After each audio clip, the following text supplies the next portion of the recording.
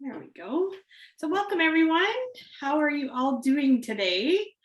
I hope you're all well. I'm just gonna make a few adjustments here. All right, so I just wanted to, it's very great to see you all here today, and I hope you're ready for what is going to be another amazing session. Can you believe that we are in week 2 of training? Like, this has gone so incredibly fast, and I'm sure it's felt like a water hose the entire time. I hope not too much, but yeah. So I do have a couple things, as you guys know. First of all, I wanted to know, did you have a wonderful weekend? Let me know in the chat how your weekend was. All right, so there is a couple things that I wanted to just tell you guys about. So I did take into consideration, what we kind of talked about on Friday about different, you guys being able to kind of weigh in on the things that are happening on the morning sessions. So I'm actually going to do something different at the end. So instead of us listening to the morning session or the morning group's insights, I'm actually going to stop the recording, and I'm going to pick one of you, or allow one of you to volunteer on your insights, so that you can kind of let us know on this side how you guys are feeling. It's more geared toward the well spectrum is what we're talking about today. So kind of, what your clients like for a spectrum and all that kind of stuff. So that'll be kind of the assignment that we talk about, but I'll give you guys a chance to actually do your own insights instead of listening to the mornings. So, and then I'll kick back to the recording for the final thoughts from Jan, and then we'll go from there. All right.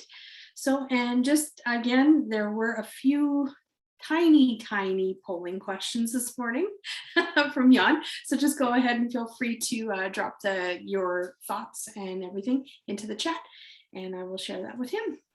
So without further ado, again, let's get started.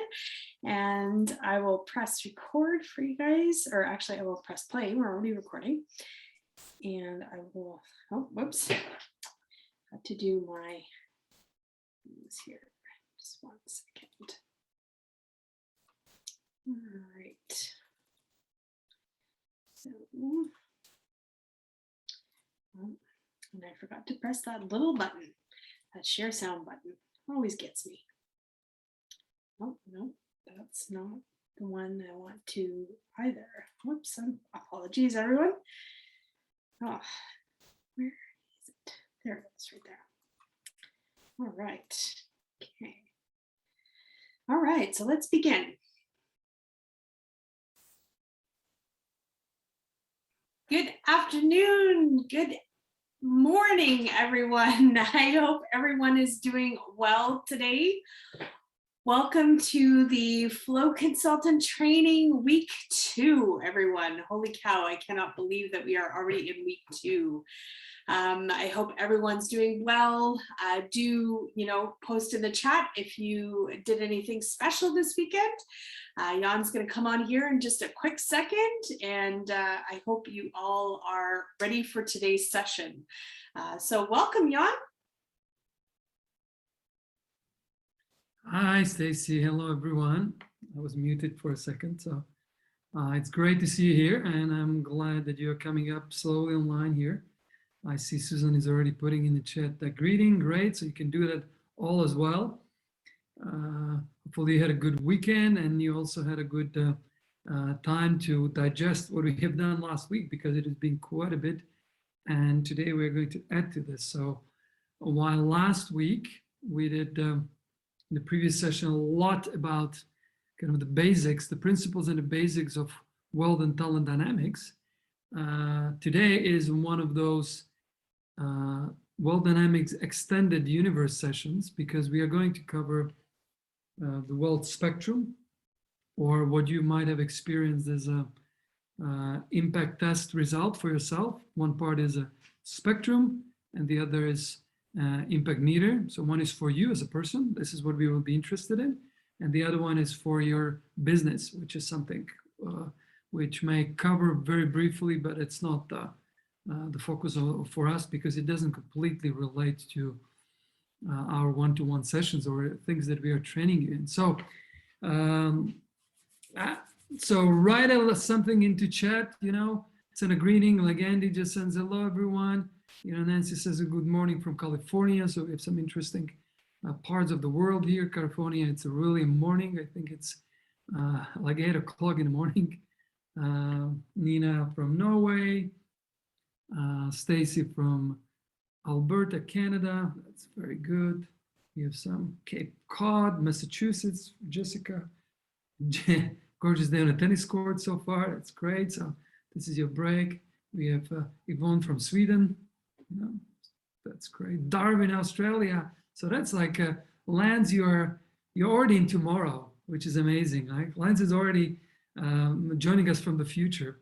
So he is he's 1:30 a.m. Okay, California, Ottawa, Canada. Oh, Misha from Prague. Hi, Misha. Monique, very good. Okay, Tomasz from Wrocław, Poland. There's Alberta, Canada, another. Okay, great. This is awesome. Philadelphia area. Okay, the town of the brotherly love, Philadelphia. That's great. Okay, greetings, everybody. So people are still coming online. So we're just admitting them and see the numbers of attendees are rising, which is really, really great. So as we are joining now, I have the first poll for you prepared because I can see, you are eager to get a little bit of polling under your belt from the very start. So this is a very simple. Oh, we have someone from Buenos Aires. Hola, Roxana. This is great. I love this international community and like the whole world is represented here. This is fantastic. So that's why we say good morning, good afternoon, and good evening, because we're covering everybody here, even some latecomers or late night owls here. So, what we have done so far, guys, has been probably quite enriching for you. And it has been a lot of learning about you and about different profiles, different people. And today we will catch up on this third dimensions, right? We had this two-dimensional model, and we will catch up on the third dimensions, which will be very useful when you are looking at yourself, but also particularly when you are trying to coach and have some transformational conversations and coaching with your clients or with your team members. So that's what we will be doing. And I know after 1 week, there is something which is present for you. And I'd like us to explore one aspect of what might be present to you. And that is, your commitment. Because, it's so easy to go through exciting parts, but sooner or later there'll be something challenging happening for you. And this is where a commitment will get you out of it, There may be too much, or it may be confusing, or it may be something like, oh, I don't know, I'm going to use it, and so forth, lots of questions. So that's where your commitment is going to help you. So let me ask the first question in our poll, and this will relate to your commitment. So somebody has already discovered it. This is really great. So the question is in our Slido tool, which you already know how to use and where it is, slido.com, FCCW2, right? Because we are in week 2. So we changed the number to week 2, or just scan the QR code. And in one word, how would you describe what you're committed to today or for the next week? And somebody was very creative saying to show up fully. So that's more than one word, but hey, that's fine. So what are you committed to?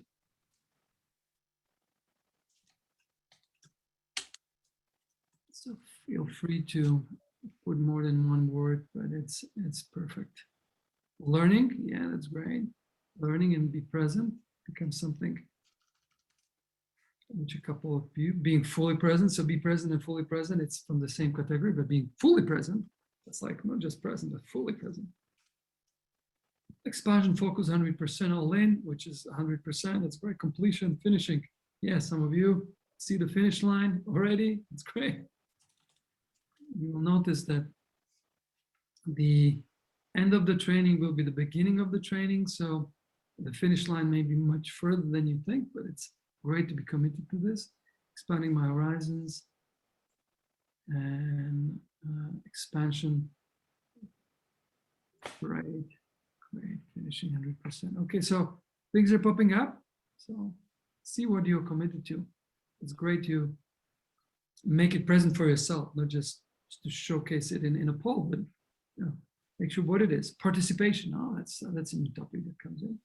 And you know what participation means? That you're actively participating. It's not that you're just watching, even though you know the quantum physics tells us just by observing we are changing things. So you know, but actively participating. Great. Okay, so this is what is in the space right now, and I like us just to be aware of it and for you to be present to it. You see, being present is one of the key things for some of you. So great, so wonderful. So this is where our sessions will bring us. So we are in week 2. This is our first session in week 2, and our focus will be in one aspect of the world dynamics expanded universe, which is the world spectrum. And I know some of you are quite familiar with world spectrum, others may be fairly novice in this area. Some of you might have done world spectrum or the impact test, which includes world spectrum, many times before, and you know, it has evolved or it has progressed and then digressed, whatever was your path. And some of you might have done it for the first time. So today our focus will be really on taking on the world spectrum as a tool and as a way of helping us to, first of all, understand us. So you, that includes you, right? Because the world spectrum will show you quite some interesting things. So given your vision, given what level of impact you want to make with your business, with yourself, you will see what your destination is. And you'll see that there will be certain levels of spectrum that will be much more conducive for what your destination is. Then you will also find out where you're at right now. So what's your departure point? And then what makes world spectrum really great for us individually is allows us to make a little inventory and see what is it that we need to be focusing on and what is it we don't have to focus on at the moment, so that we can either stay at the level where we are or to move forward, right? So this is, it will be like your own personal map and compass at the same time, and it will show you kind of the range of options that you have at this level, but also it will show you where you may be having some limitations in terms of your growth, in terms of impact, in terms of how you want to be experiencing the world and business. So that's for you. I mean, it's quite useful for that. Now, the second dimension, this one is probably why we have included it in this training. It was not part of the training before, part of the full consultant training, but I and some other of my colleagues thought this would be important because your clients will be coming not just with their profile, but also with their specific situation, which is oftentimes, quite frequently, actually connected with their level of spectrum. So you want to meet them where they are, right? And speak to where they are with their prism and with their way of thinking, because each level of the spectrum will be associated with what we can see, what we cannot see, what are our opportunities and limitations. And then you can focus on either solidifying them on their level where they are so they can be more successful, more in flow, but also helping them pull them forward, right? So in case they want to expand their business or their role in the business or completely change their direction. So this will be very important because spectrum is connected to the level of value and leverage we can create. So remember, this is what we were talking about quite a lot in the previous sessions, in the principles and in the basics, and also around the profiles, and also where they need to focus on building their trust and flow. So again, these two related principles, because the spectrum will determine what kind of value and what kind of leverage we create, and what we are ready and prepared to create, and also what is the level of trust and flow we have created so far and how to expand on it. So this is why it's so important. So that's the conversation about world spectrum. So if you have used world spectrum before, or if you have seen some value to it, would you like just to post in chat and say, I've been using this, or alternatively, just post, I've not used it very much, or this is a new topic for me. So as a matter of engagement, put some kind of a simple information in the chat so you can start seeing how you're doing in terms of all spectrum before I jump to it, right? So for Christian, it's new. Okay, great. You know, Nina, obviously you're quite experienced here. Use it with your clients. Christine says, you know, did impact, but that's it. Okay, new. So for quite a few of you, it's a new approach. Yeah, and great. Okay, so somebody's not even sure.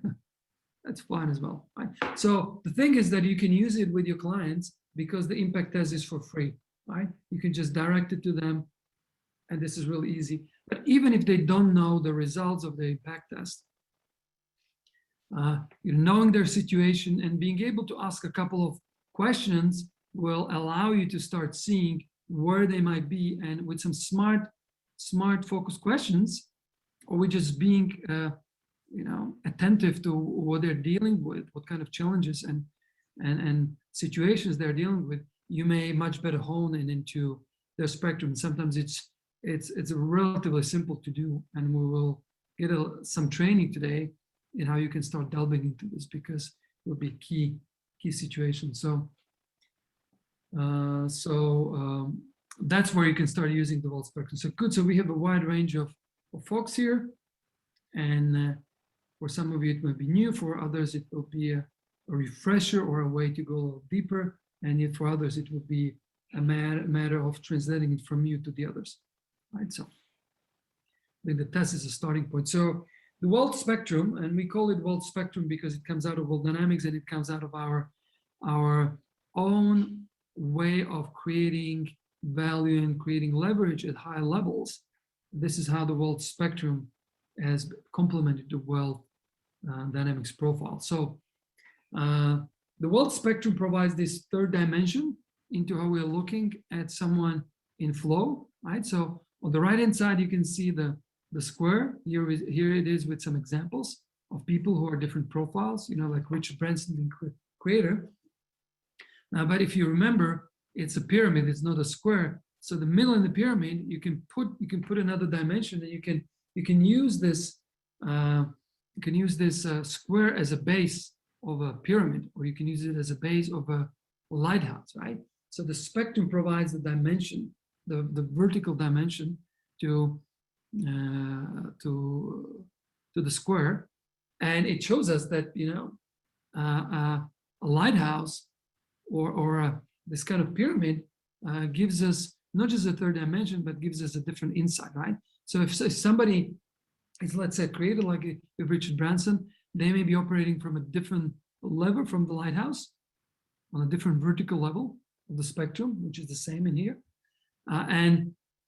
Just physically, if you imagine a lighthouse, we would say that they would be having a very different perspective of, first of all, the different sides of the lighthouse. So if somebody looks as a creator, they'll be looking at different parts of the landscape as someone who is, let's say, a trader. So they'll be having a different view in terms of the countryside, right? They'll be seeing different opportunities. They'll be seeing different ways of creating value. But also you may notice that as we go further up the lighthouse, also our perspective and what we can see in the distance, what is possible, will be opening up. Right? There's a very different view from the ground floor compared to the ninth floor. Right? Very different view. So this is one we want to be aware of. And there is a one level on the world lighthouse, which is like in a basement. That's the infrared level. So there is not much view from there. And it also, as you will notice, comes with the way we see the opportunities and limitations to create value, leverage that value, and to be in flow as well. And it will also be associated with how much we trust each other, right? So it's a 3D map, right? And this is where it's very powerful, is because you know, knowing that we have a map and then we can venture out is important, but it's not sufficient. We need to know personally where we are on that map and where we want to travel. And that way we can forge a pathway and can see where we need to step next. And this is what the World Lighthouse, the spectrum, allows us to do. And it allows us to do not just in a generic format, but specifically to the different profiles that we have or that our clients have. And therefore, it shows kind of a unique pathway for each of us to step and venture out. And this is where it's very powerful, right? So there is a lot of information now on the internet, which is for free, right? People are drowning into information, right? So now what this turns the information into is direction. And you can be the first guide who helps someone who is turning to you for coaching or for consulting or for mentoring to start with. And this is really powerful because then you can deal with the different aspects of their journey rather than some generic information. So this is why it's so powerful, right? So let me cover a few basic things about the wealth spectrum, and then I relate it to kind of the one-to-one work that you'll be doing with your clients. And you will notice that where it fits in the context of the profile debriefs, in the context of these one-on-one sessions that you're doing with your clients or will be doing with your clients or your team, right? So first of all, it starts like at the level of the three prisons of trust and flow, right? So when you look at a spectrum, it has like 3 segments, and each segment has 3 different levels. So let's start with the segments, because this is how it nicely leads to many of the things that we've talked about before, right? So the first prism, a little bit like, imagine a prism through a light goes through, right? It's a prism, it's typically either a triangle or a tetrahedron or a pyramid, to which when you have the light shine through, then it gets reflected or fractured depending on the frequency, and you see, you know, the colors of the light. So in this case, we're looking at 3 key layers of this, right? The first one we call foundation prism. The foundation prism is about mastering your own life, your own wealth that is flowing through you. It's all about personal flow, and the result is personal impact, right? So when you get into flow personally, you start having personal impact. You start having personal impact, particularly on the people in your team, particularly on people that surround you. Right? And this way, you can be in flow no matter what the conditions are, because you know how to master yourself, and therefore you can put yourself into situations, into conditions, into businesses, into roles in such a way that you're fine. Now the second level, or the second prism here, you see it's reflected in green because it covers, you know, the middle section of the lighthouse, is an enterprise prism. Why we call it an enterprise prism? Because kind of we are moving to not just one level up, we are moving, you know, to another category of impact and flow, and this is the market flow. So you're no longer looking at yourself, you can looking at the market. And market, what is market? It's not an abstract thing. It's a group of people, right? It's a group of customers whom you are contributing to, and it allows you to make a business impact.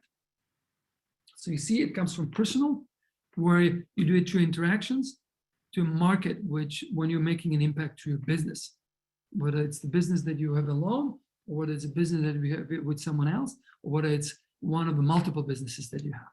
Right? These are like the 3 levels within this prism, and we'll talk about them later, right? And you see, it takes a slightly different cut. The first one looks like, okay, how do you personally contribute to the people around you? It may be one or several or multiple. And this enterprise prism is about how you do that through your business. You already have a vehicle, right? So it's not you personally. There's a different persona, which is a business. And then there's a third prism, and you can see it. You know, the impact as much as the flow goes exponentially up as we move through these prisms. So, and this one is about global flow. It's about a societal, social impact, right? So we call it alchemic prism because it looks like alchemy. It looks like you built so much trust that there is so much flow, and sometimes it seems to be happening on a large scale without us having to do anything, right? So there's a lot of trust being built around you as a person, but then the impact is on the level of society, and it's connected with a lot of movements. If you think about someone like Mahatma Gandhi, or if you think like someone like Martin Luther King Jr., or even some people from business like Steve Jobs, or even Bill Gates, you can start seeing that their impact and their trust and their flow is beyond their businesses. You know, it was beyond Apple, it was beyond Microsoft, it's on a level of society. Like this is what Bill Gates is doing. He's having this massive impact through his Melinda and Bill Gates foundations. You know, even though he's divorcing Melinda, you know, that's a fairly fresh situation. He is creating a vehicle to make an impact beyond just Microsoft, right? And clearly Martin Luther King and Gandhi, they created a movement at the level of a country, right, where they were able to mobilize, you know, millions of people in India, probably tens of millions of people, for a certain cause, which would change the society, right? So this is how we have separated it. And the power in this is not just recognizing that this is a graduation and exponential increase of your trust, of your flow, but also on the value and leverage, how you create it. It makes it really easy to step up for each of us, right? To a level of alchemy if we choose to do it, but not jump there, not being helicopter there, but having a pathway to have a really massive impact if you choose to do it.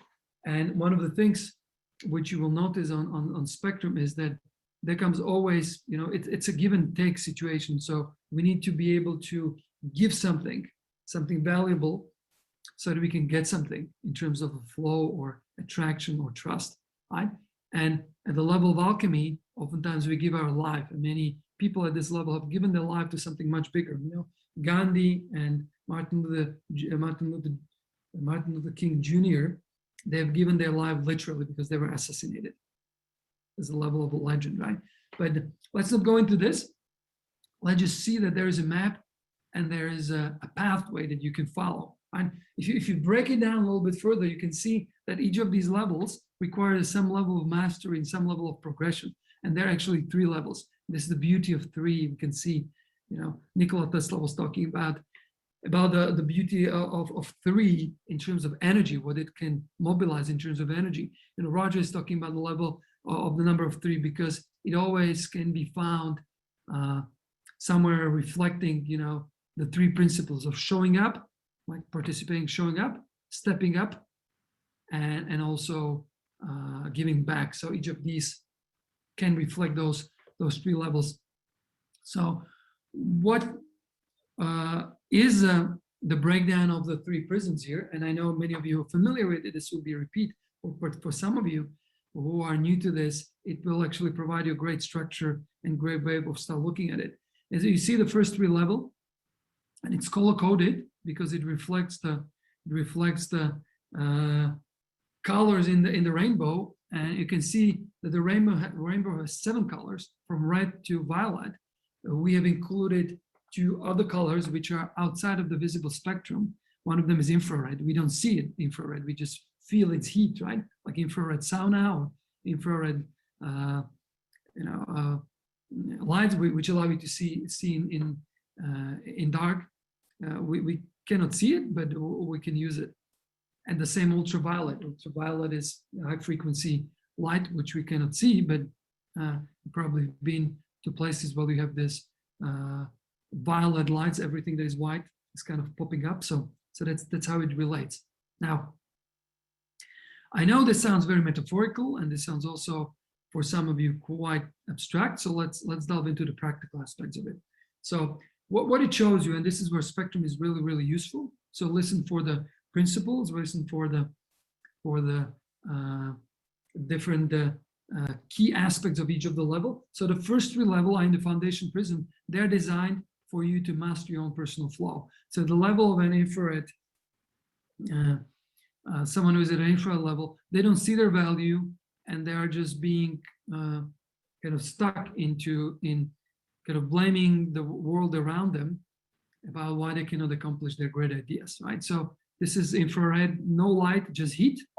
And this is a level where we are completely oblivious to our value, or we are unwilling to engage it, right? So it's like the basement of the lighthouse. You cannot see much, no matter what profile you're stuck, right? So when we move to the level of red, which is a survivor, from a victim to a survivor, we are finally above the ground, and this is level when we can start, because we have a duty enough to survive. We are starting giving away our value and being engaged with the world around us. Now, The level of orange, which is the level of worker, that's kind of the highest level of personal mastery, because we found a way how to be engaged with others and give our gifts, our talent effectively to the jobs that we take. And that's why it's called worker. And so we're good at being included in the whole process of value creation, and we have found our place in that. And that place is found through the jobs. And so most of education, most of the government policy, which you may be aware of, is about making sure people are good workers, right?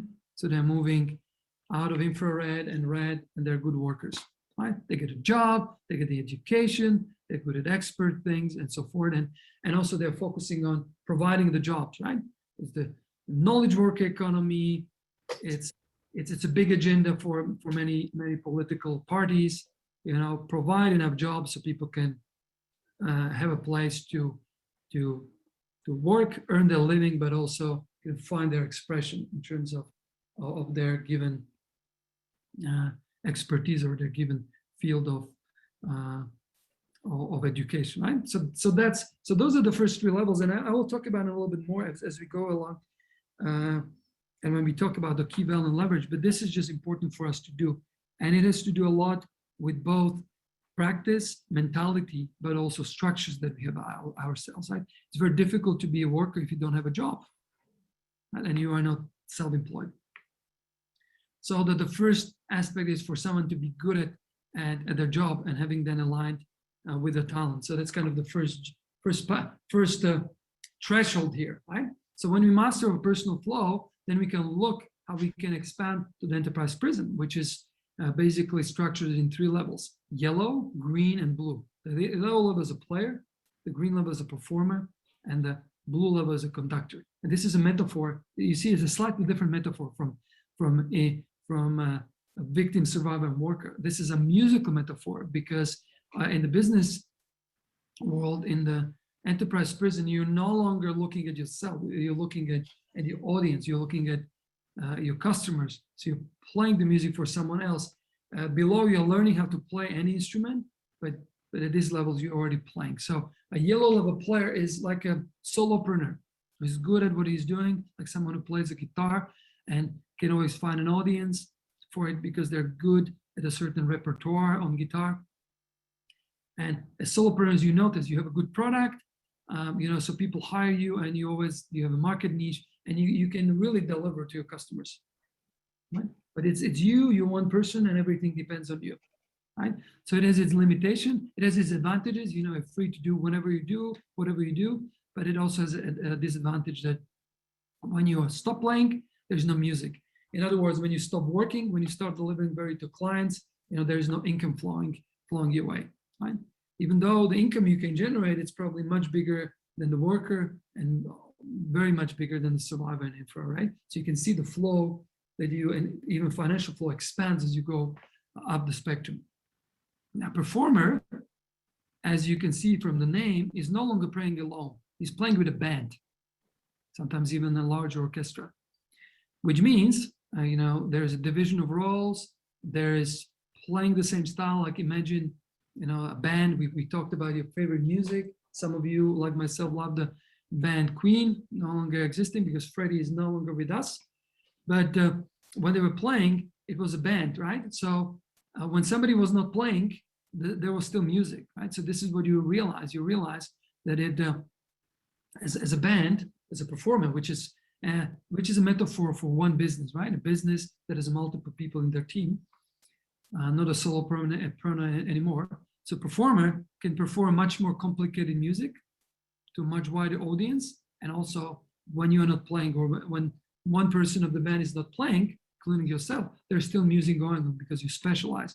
It's no longer one person doing everything, like at the yellow level, is everyone doing something, right? And together you create this band. But you no longer cannot do whatever you like, whenever you like. You need to practice with your team. You need to perform with their team. You need to synchronize yourself. So it requires a slightly different setup, and it has a very different success criteria, right? So whatever helped you to be successful as a solopreneur, yellow level player, will no longer work at the performer level, right? Because you can no longer say, you know, I don't feel like practicing today. You need to go and practice, right? So it takes some freedom away, but it gives you another freedom. Takes the freedom of movement away, but it gives you some freedom of choice, so you can choose whatever you play and where you add your greatest value. So from yellow to green, it's a movement from I'm doing it all alone as a solopreneur, now I have an enterprise to which I can do it. Whether it's a non-for-profit or for-profit or public benefit company, there's already an enterprise, there's a vehicle to which you're making impact, and typically you can make much bigger impact. You can play at a much higher level when you're part of a band and when you're just alone and jamming around, right?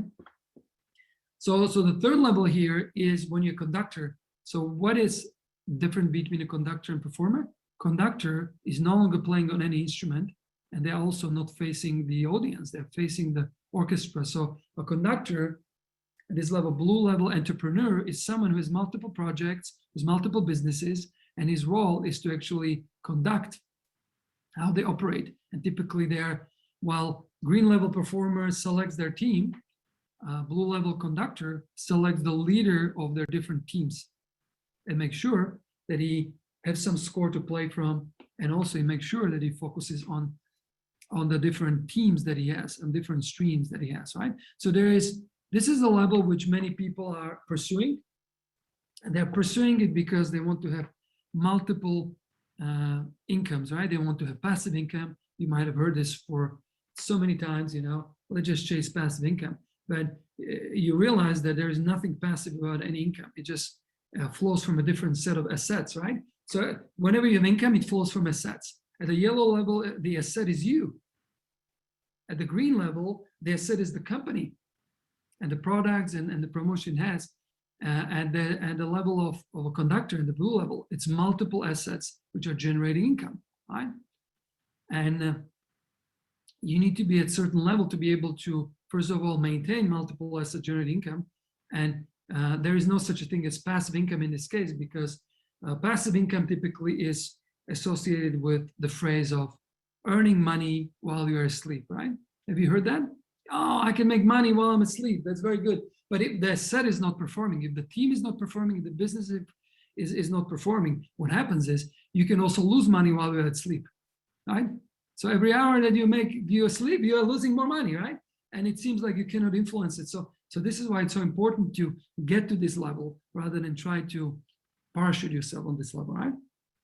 And oftentimes we get to be able to build much better multiple businesses if you build at least one business that works. If we at least manage one team, and therefore we know how it works, and then when we move to this level, we can do it in multiple teams, but it requires a very different set of very different set of principles, because we are no longer playing on any instrument, so we cannot just jump into and start interfering how the business is doing, right? So you notice that there is certain progression, and there is also a certain increase in how we can, first of all, build value and leverage that value. Like first is through us, second is through a team, and the next is through multiple businesses, multiple investments.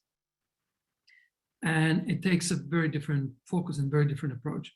So I just want to make this description, because oftentimes we feel like we want to have multiple businesses, but when we are all just players in multiple orchestras, it looks like whenever we play in one orchestra, we stop playing in another one. So I used to have 5 businesses 10 years ago, and I felt like I'm this great entrepreneur, but I was just busy, juggling. And whenever I was juggling my juggling balls in one business, everything stopped and dropped in the other businesses. So there was no way how I could grow it. I would push one ball, the others would be standing and falling down, and I would be just busy moving around, and it was not working. So the first step for me was actually to stop, 3 out of those 5 businesses, and then focus more on where I can add value. So this is very important, because we get overstretched when we get overextended without having the structures, without having the teams, without having the people. We can actually nosedive very quickly, right? So this is why I'm mentioning it, because your clients, yourself and your clients will be in the situation like, oh my God, I want to start this business and that business and so forth. And you realize they're at a red level and they're just not having any resources. They're just trying to survive. So the first step will not be to start another business, right? It will be something completely different, right? So this is why it's so important to start seeing where you and where the others are operating, right? For this, people don't need to get the test. You can just, poke a little bit around, So is your business built around you, or do you just have a job, or are you part of a team that you build, or do you have multiple businesses? How is it going, right? So it may be that it's not going really well, but it may be that it's going really well. So this way you can start honing in, and therefore you can start adjusting your advice, right? So hopefully this makes sense to you, because it's such an important distinction, right? It's such an important distinction, right? Because what happens is at these different levels, right? It is not just there is a color, right? The color is just for us to easily remember this. You can see that each level, there's a very different perspective, and there's a very different readiness. We call it fitness here. A little bit like skiing, You may have the best gear, but you may not be able to ski down the black slopes.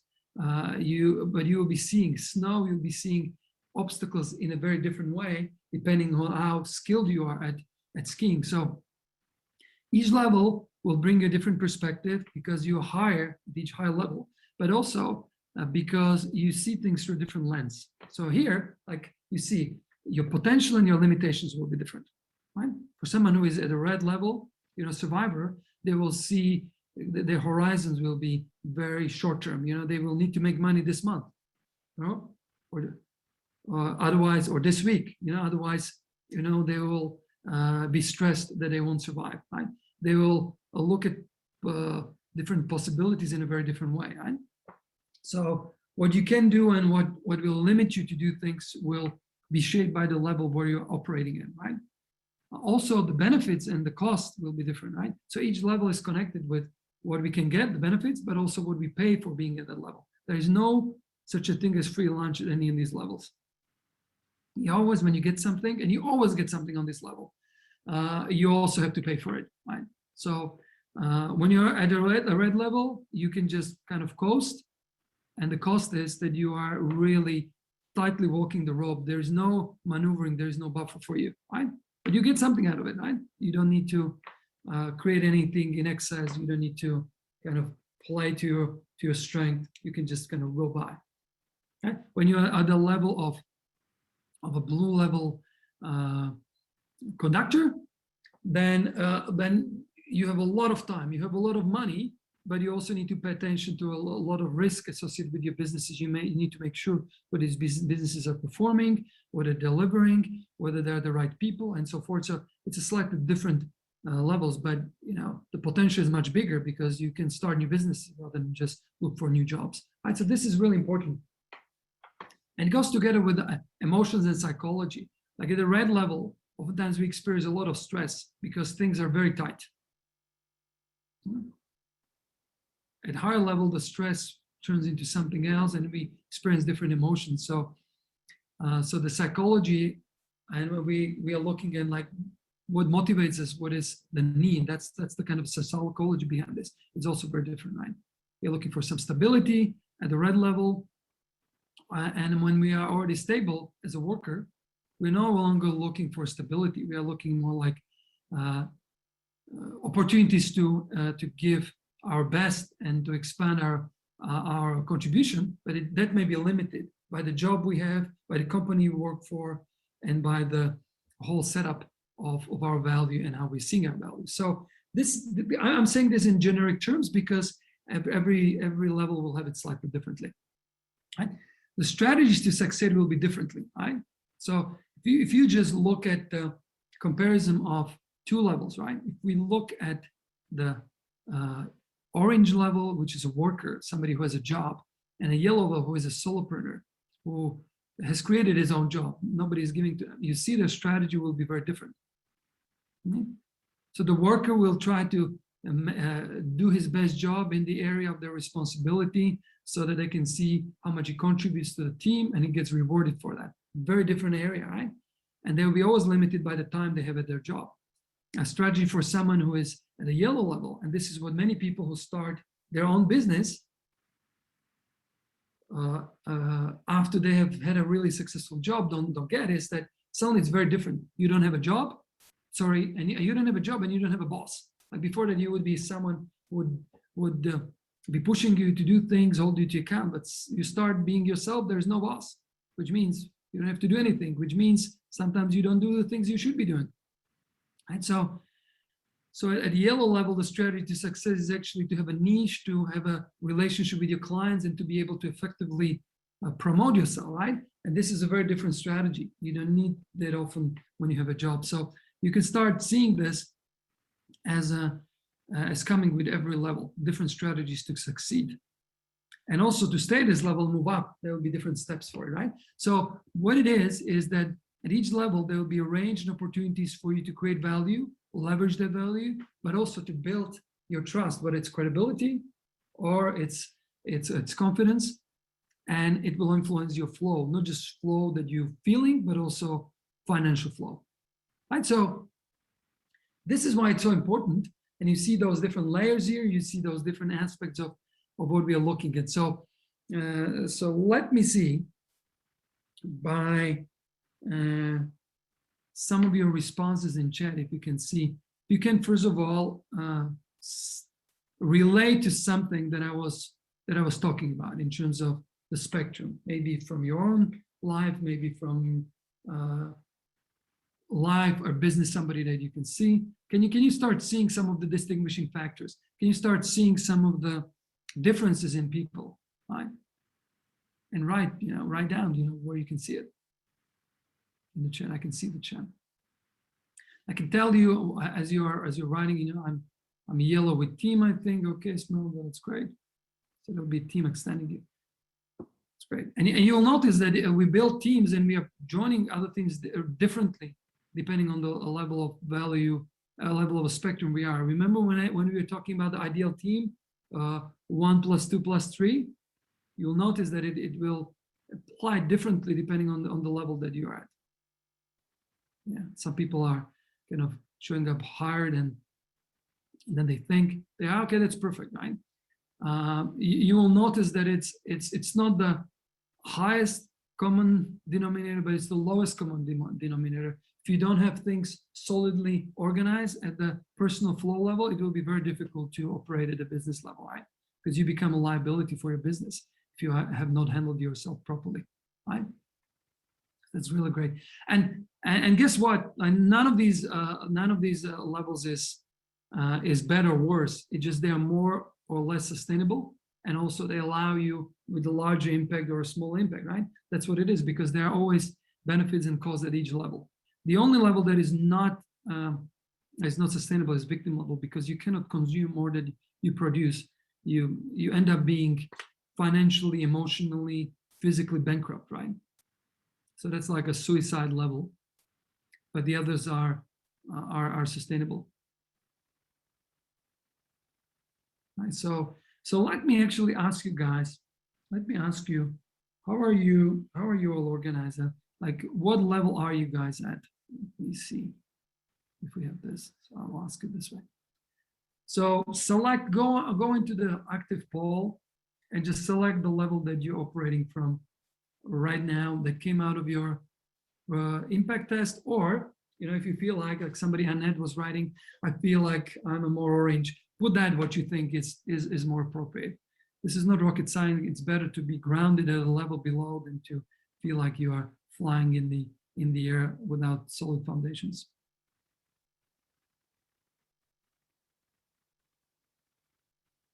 Right, and you will notice that this can change actually. Your level can change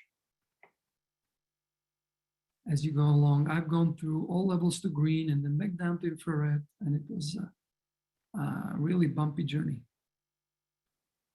Right, so what is showing up? So we don't have anybody in alchemy, nobody at blue, but it's being kind of distributed mostly on yellow level players. Yes, and if you are coaches and consultants and some are mentors or educators, they're working at solopreneurs, this will be good reflection. I think this is a great way how to look at this.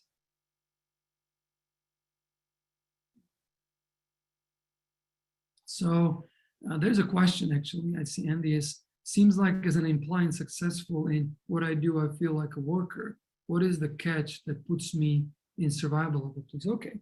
So I'll show you some of the differences, because this is how you're managing your attention and your value and leverage, right? So you may be a successful worker, but if you particularly in terms of how you spend your time, emotions, and also finances. So if you at the end of the month as a worker spend everything that you have and you basically are just at zero, they will put you to survival level, because it will put you into a position where you're exposed to stress, wondering, okay, I have no buffer, no savings, both in time and in terms of money. And whenever I start working less or something happens, and there always something unforeseen happens, there is no margin of error. So that's the main difference between kind of the survivor and worker. Workers can at their level already work well with their time, with their money, and they can invest their time and their money, rather than a survivor would more spend his time and his money. Right? So you can have a very successful entrepreneur. I know of a doctor who was very successful in the US. John DeMartini uses him as an example. And he would be making like $1.5 million dollars every year, but he would have a very high maintenance lifestyle, private jets and I don't know, luxury stuff and so forth. So at the end of the year, he would need to borrow for his taxes. So he would be fairly living on the edge. And therefore, even though he has the resources, he would have a lot of flow coming through him, but all of it, he would consume all of it. So there would be no space for him to redirect that flow in terms of savings or investments. And therefore he would be in a very vulnerable position. So this is what I mean being the survivor. It comes with the mentality of consuming rather than a mentality of actually generating some excess, right? So this is what is important to find. So this is why you may come as a red person, even though you have a very well-paid job. You may come at red level survival, even if you have a successful, profitable businesses, but you're not paying yourself, right? So you become a liability for the business in case there is a difficult time. Then you feel vulnerable, like the business needs to perform. Otherwise, you won't have anything extra. So the foundation prism, remember, it's about managing your personal flow. Okay, thank you, Jan. Yeah, and you can. I need to retake the test, because according to what you're saying, it's more of a player for me, the worker for me. So I need to retake the test, probably. Absolutely, and remember, you can always retake the test. This is really easy to do, but don't delegate your authority to the test. I mean, somebody else is writing. I think it's Jana who writes that there's a philosophy, there's a test behind this. But most be aware of where you see the opportunities and the limitation. What do you experience as the emotions? Where you're operating already right now, right? So if you feel there is a lot of flow going through you and you're at a yellow level and you know that you can create, money really out of thin air, then you're probably well established at the yellow level. But if you feel like you're struggling, it may have something to do with your personal flow before you tackle the business flow, right? So, and this is very dynamic. What happens is you can be an orange level specialist, right? I was a consultant, right? So I was very well paid. I was extremely well paid, everything was, but I was operating at the level where I had a job to do and I didn't know how to create I saw my limited value as a worker, but I didn't see the whole system. I didn't build the whole system. Somebody else has seen it and somebody else has built it. So whenever I want to step out of it and start being an entrepreneur, I need to actually take a little step back. I need to go back to my savings. I need to go back to having a lifestyle where I can survive. Why I would be building a business, right? If I didn't have any savings, if I didn't have any extra time, which is also buffer, right? Then I wouldn't be able to actually step out of the orange level worker and go to the enterprise prison, because there will be no foundations, no basis for me to do it, right? So that's really important to see. And I went from orange level worker to a yellow level and green level. I became a partner in another company with 3 partners. It was great, but I was clearly not a master of this level. So I was being much more supported by my 2 partners who were bringing a lot more business than I did, who were much aware that how the business operates. So they were holding me on this level, right? So I was completely oblivious at the time to this. And at some point I said, you know, I don't want any partners. They're constraining me and I want to do things on my own. And that would require for me to go one level back because I would need to become a yellow level player on a new market and build it from scratch. But I didn't know really how to do it properly. So I went down to a worker level and I was just selling my time. And later on I was resentful and I didn't do it very well. And I went to red level and infrared too. And I was starting burning my savings and got into some serious credit card debt. And I was working hard and I had this great vision, but I was not effective at giving my value away. And I was suffering at the time. So it's really easy to go up and down and you'll notice it, you know, some level, particularly if you make some changes, it may require for you to go one level down for you to be able to make those changes. Right? And also the good news is that if you fall down and you already established, you already know how to build a business, you already know how to manage multiple businesses, or you already know how to kind of create your value as an entrepreneur, as a solopreneur. If you fall down the red or infrared level because you mismanage your finances, or because you mismanage your time, or because you forgot to pay yourself, or because you just lost track of what you're up for, then it's much easier to come back because you already done it. It will just take a little bit of time. Right? So this is where it becomes really, really interesting. Okay, so we have some interesting stuff here. Okay, so if someone's business is infrared, you know, we're not looking at where your business is at. Like your business is infrared if you have 0 clients, right? And then you start going up by having 1 client and 10 clients and 100 clients and so forth. This is what you had a chance to figure out in your second part of the impact test, which is the impact meter, right? So spectrum and impact meter. So this is about your company, right? It's slightly different, right? So, and it complements each other, right? It's very difficult to be a blue level conductor if you don't have any businesses, right? So therefore these two views on the spectrum relate, but it's a slightly more complex topic, right? But also it gives you a way how to progress, right? So let me ask you a different question, right?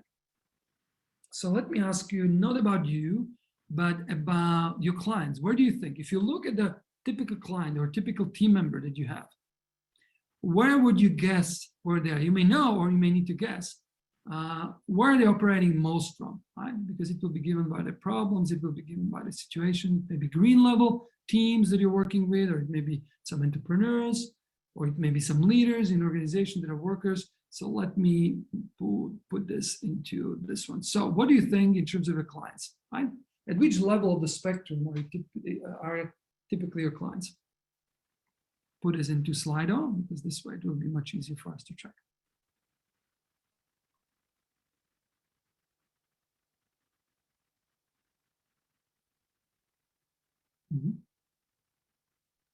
So what are your clients? Okay. And then I see Christine Morris has a great question.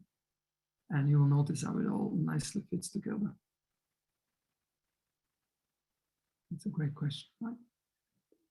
So while you're putting this in terms of the clients, so let's see what are your clients. Orange workers are your clients mostly. Right, so everybody will be somewhere on the spectrum, right? And every level needs the other level to create value. So it's like this Russian doll where everybody needs somebody else, right? You cannot just have chiefs, you need to have Indians, right? So to use so it's always important, but also in terms of the partnership.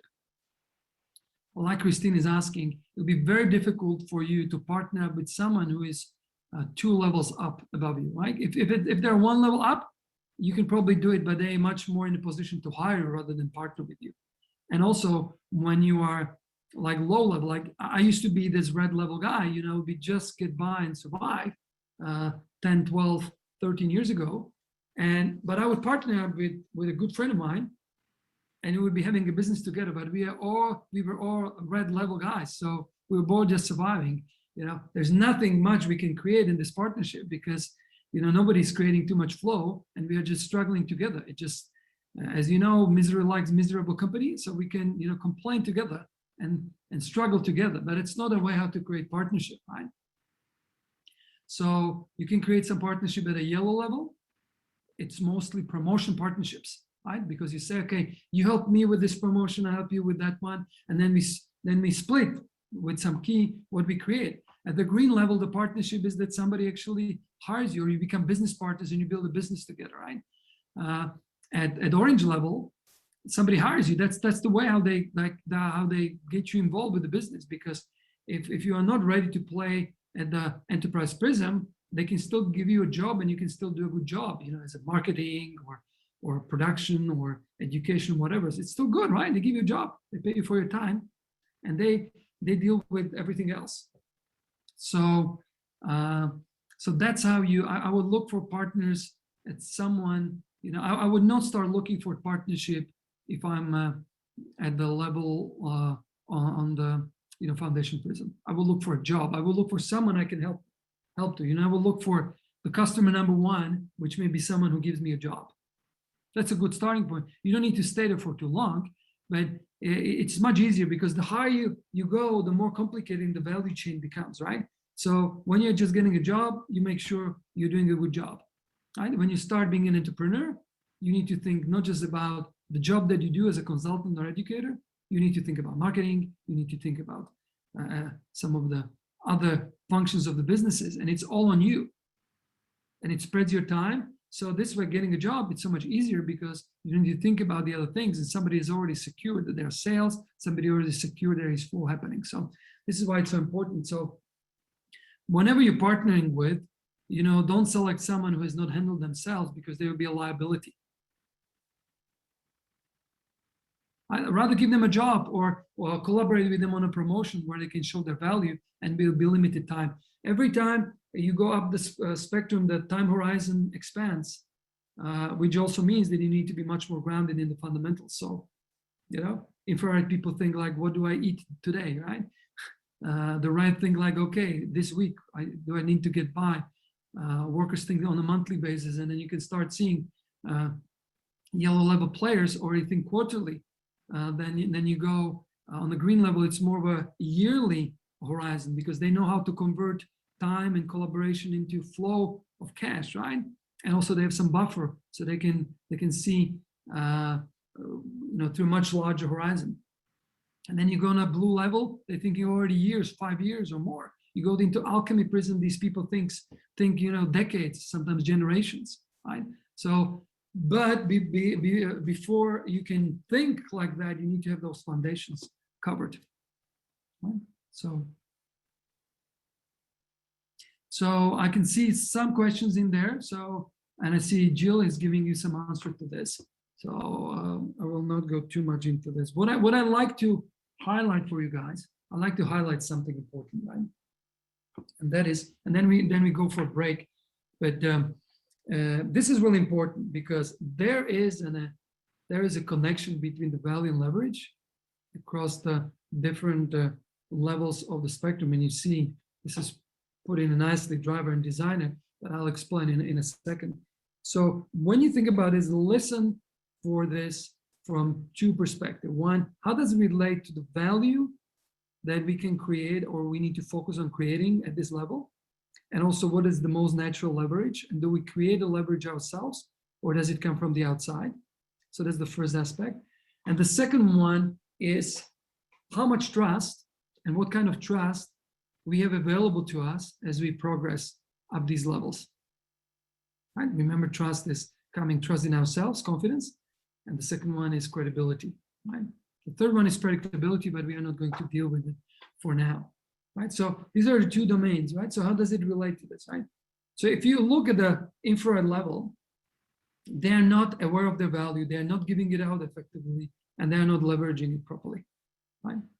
Because they're consuming more than they produce, right? So it's not sustainable, right? And oftentimes, then they don't trust themselves, or they don't have credibility in the world, which would say, yeah, I trust this person. You know, they may have great ideas, oh, I want to change the world, but they don't have any credibility in the outside because they keep changing projects, or they just keep blaming the circumstance outside of them, right? So very low level of trust, very low level of flow, and also they're not really you're giving the value effective and leveraging, right? So if you go up,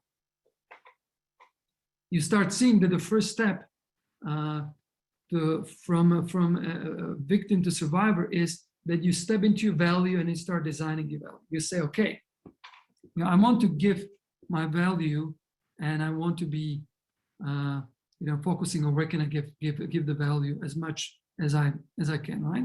So, getting a job, making sure, you know, they're paying attention to things that produce value and so forth, right? So this is the first level, right? They're no longer driving ineffectively, they're designing how they can do it, right? And then you can start seeing then suddenly it builds their confidence. They can see it starts building their confidence and to some degree their credibility. But this is mostly about building their confidence. I can do it. I said I will do this. I'm doing it, and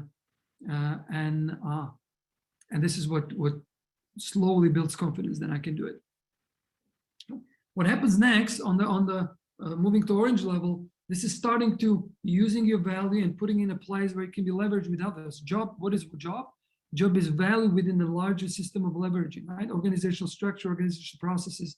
This is all provided by someone else. So you are not designing the system, but you are making the best use of it, right? So you can see if someone can find a better job and perform at their job. This is about increasing the leverage, right? And this comes out of somebody believing in you on top of yourself, like others, your team members.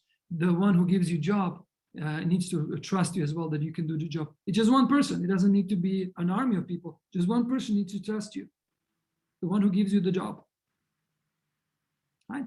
Now, when you shift further, and you can see the difference between orange and yellow is that in orange, you kind of inherit a system that somebody else has created. In yellow, you need to create it. You need to create a system around your value so that it produces. Right? And this is kind of the highest level of personal leverage. You have built a business that leverages your personal value, and it works. Right?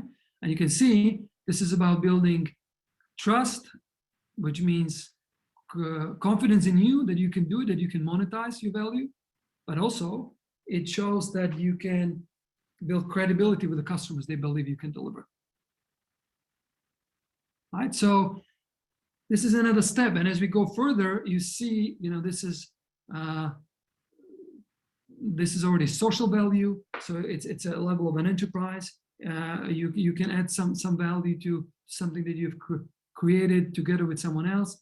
And then in the blue level, you leverage that, you know, you build that social value on multiple businesses. And as you go into the alchemy prism, you basically leverage that value to trust and your own trustworthiness outside with a much larger group of people. You see, at the green level, your team and the larger scope of customers believes you. At the blue level, it may be that you have trust with multiple businesses, multiple teams, multiple market segments. And the further you go, your trust and therefore the value that you can give and the leverage you can create grows, and as much as you flow. So this is what happens here, right? So now I'd like to bring a little bit more practically, right? And this is what I give you something to chew on and think about as we go in relationship to your customers, right? So if you think about anybody who comes and they wants to be more in flow with you, right? So it will be very much dependent on where you are on the spectrum, because think about someone who comes to you and is a red or orange level. So guess what?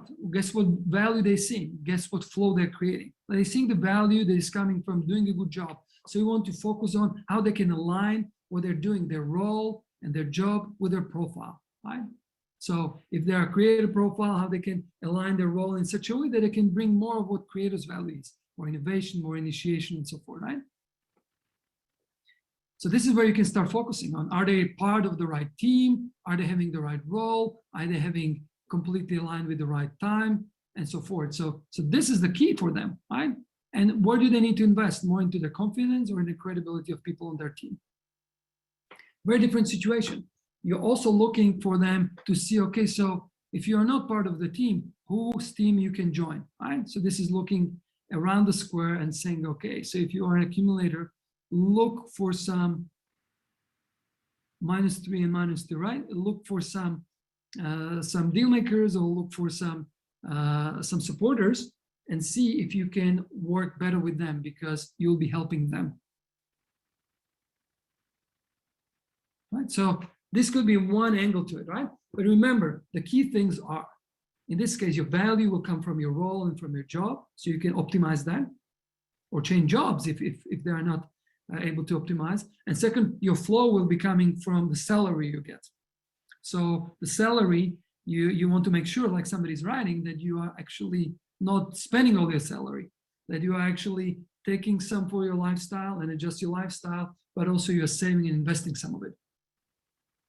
Right? Because that will give you the buffer to move up if you want to, but also it will give you a much larger return on the time that you have. Remember, when you have a job, basically you already dedicated your time. You cannot do much more, right? So you can either do in your free time, but that's where your constraints are with your job and your time. So if you want to double your income, it's not going to happen through doubling your time that you spend at work, because there is only so much time, right? So you need to go through a different way. If you have someone who is at a yellow level, it's a very different way of monetizing their value.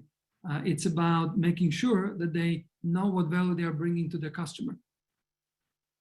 Right? So it comes back to our equation, value and leverage. What's the primary reason of an enterprise? Is to provide value to someone and leverage your resources better. So at a yellow level, it's about, okay, what's your value? How is it aligned with your profile? And how can you effectively give it to your customers in such a way that kind of you can expand on that? Very different focus, right? Because no longer the flow is coming from salary. The flow is, there's nobody paying you salary. The flow is coming from revenues and income that you receive from your business. So very different coaching you get to these people, right? Some people are stuck in doing unproductive activities. They can do much more of changing what they do, right? If somebody has a job, there's not as much flexibility of what they can do, what they can change, right? But if somebody has created their job, there's a lot more coaching that you can give them, how they can organize their activities, how they can organize their time, how they can outsource things, how can they collaborate with someone, how can they partner with someone on promotions. Very different space for coaching, right? Now, when you come to a green level and somebody is at a green level and then you're providing coaching to them, it's about how they build their team and how they maintain a team that is high performing and how they select a role for them, but also have the right people doing the other roles. It's a very different type, and it's about their enterprise, right? So you have different set of, you have different pockets that you go into depending on how people are in their profile, because they will have different set of possibilities and limitations, things they can do and things they cannot do. Like, can you see this? I mean, in reality, it's really simple, and you can always delve much deeper into this. Like, we'll give you so much stuff that you can delve into this. We'll give you all the reports for all the profiles, the world spectrum levels. So all the detail you can always read, right? We'll get you, and this is something new. We'll get you an e-guide, right? We'll get you a world spectrum e-guide. And this is how it looks. Hopefully, this is the one. No, this is something else. This is the guide. So it's a really simple one. It's a little bit older one, but it's very, very good at highlighting what the spectrum is about and how you can start focusing on spectrum and even recognize people who are different levels of spectrum. So you get all that, right? So that's something that you can always come and refer back to.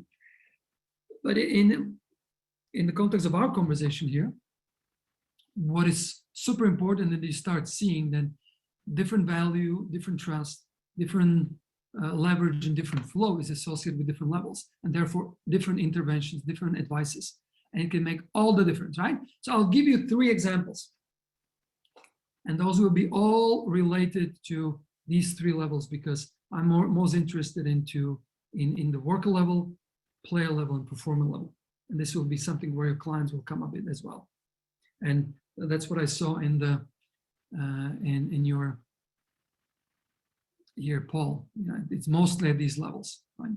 So I'll give you 3 examples, and we'll have a short break. You can process it, and then we'll come back and start exploring a little bit more. So So first example, orange worker, a bank manager here in a bank in Slovakia, my client, and he was a creator profile, right?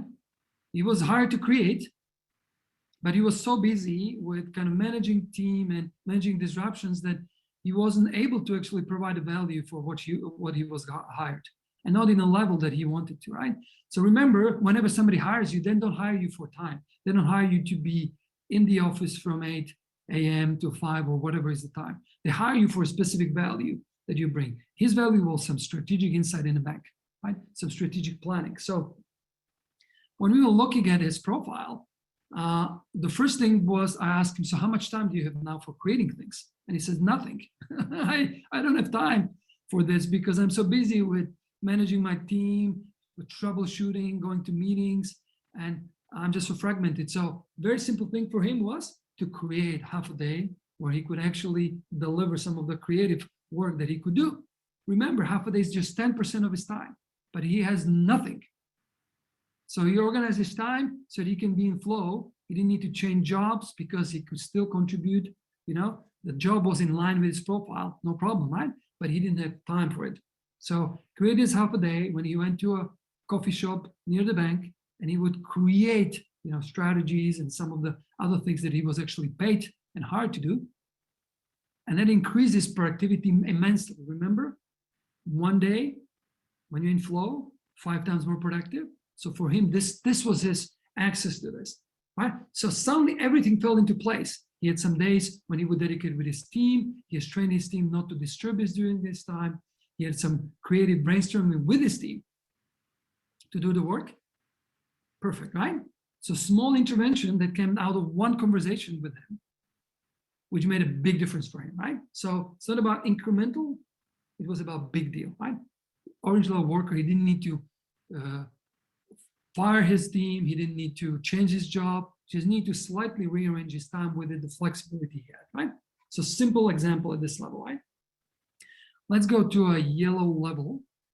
So this was another client of mine who actually was a fitness trainer, right? So he was a fitness trainer.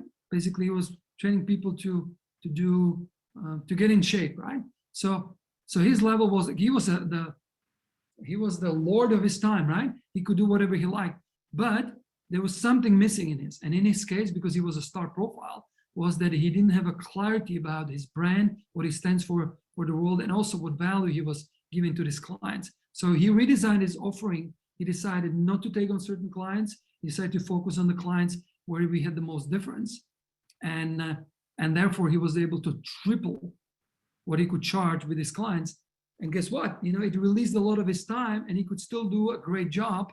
And what it did for him as well was that he could hire some other people to help him, because he suddenly had 3 times more revenues without losing too much of his clients. So this was a big difference for him. And so he was no longer kind of just working hard and trying to keep everybody happy. He was focusing on the key clients, but was able to give them much more value and package the value in a different way. Right? Can you see the difference? This is what a yellow level player can do. Right? So that's kind of one example. And you can find it with your clients. You can even look at yourself, like where is the greatest value and how you can focus on that value, so that if you monetize that value, it will make a multiple fold impact, rather than just you being busy trying to get as many clients as possible. Right? So that's a yellow level player where you can just focus on this one area and help them to align their profile with what is required at this level. Third example, green level performer. This is another client of mine who has had this great service business, serving, was doing some technical translation and interpretation, right? So that was his business.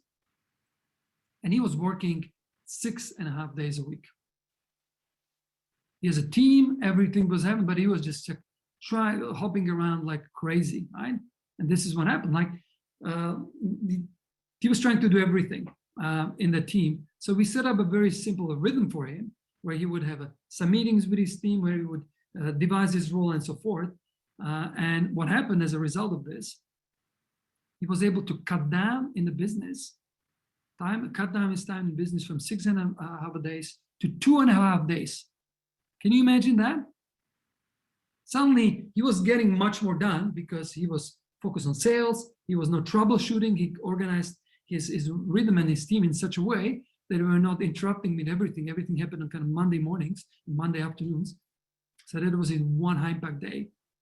And then suddenly he has all this time. So he started doing, because he was quite entrepreneurial, he started doing lots of different things. He started different businesses because his time. So it allowed him to step from green to blue. And that was because he started playing more effectively at the green level. Right? Can you see this? You may see it with some of your clients who are, this was a participant of the performance consultant training from the US. He was create a profile. He was like, I'm going to all these meetings, right? I need to go all these meetings. There's no way how I can, he said, this is just not very practical. But then we distinguished that, so what happens, there is always a cost of going somewhere as much as there is cost of not going somewhere. So in this case, there was a cost of going to the meeting. What was the cost of this meeting? It was that a lot of the business ideas and projects he could have created during the time they were meeting were not created. And he realized that because of him being on the meeting rather than having something separate has cost his business millions actually. So he says, I can see the practical value of this. So I can not go to some of the meetings and say, you handle the operations. And during those meetings, I can actually set up stuff, maybe alone, maybe someone else, where we will look at what is the best project, what is the expansion, strategy we can do for the next year. And that way, he could come up with and actually start some project which could add millions to his business because it was a larger business. So this is what I'm giving you just as an example, because you see 3 different people, 2 creators, 1 star, with very different level of advice, very different level of debrief of their profile, because it's always connected to their situation. Right? So this is really powerful, and you're at the beginning of the journey. So don't think like you need to know everything, right? Just start looking at, okay, so where is my client, at which level they are at? You will know it from the impact test, or you will just ask them.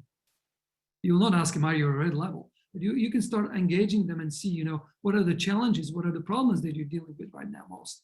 When it's more about stress, when it's more about kind of, I don't have enough money, so forth, you can see that it may be somewhere at the personal prism. When it's more like, okay, it has to deal with their business, with their opportunities around their business, or with kind of the income they're getting, the revenues of the business, you can see that's a different set of challenges they have. And we will explore what those challenges are after the break, so you can start getting tuned into this, but you don't need to know this perfectly.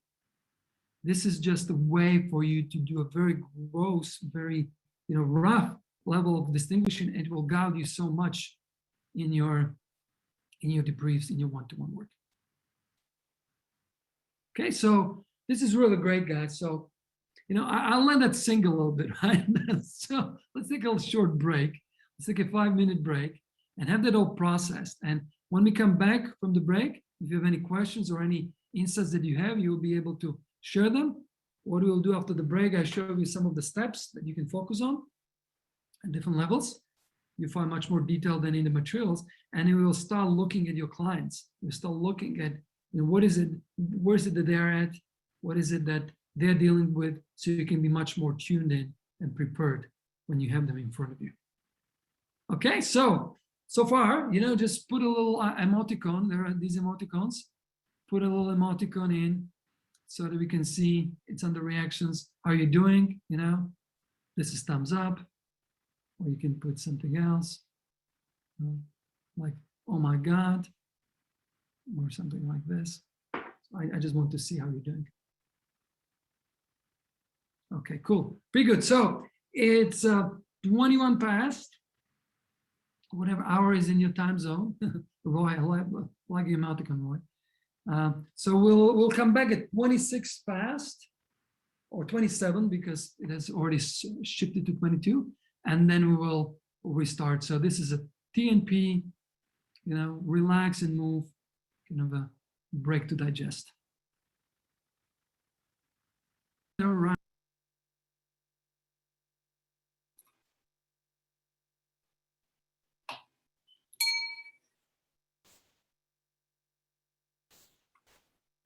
All right, everyone. So let's go for just a quick little break. We'll come back at 31 minutes past, I guess, the hour, and we'll get back into it. And we will actually just go through, we'll have one person share kind of what we're going to talk about, what Jan's going to share on the whole wealth spectrum and everything in just a couple of moments. But go ahead and have a break, and I will see you back in 5 minutes. All right. Thanks, everyone.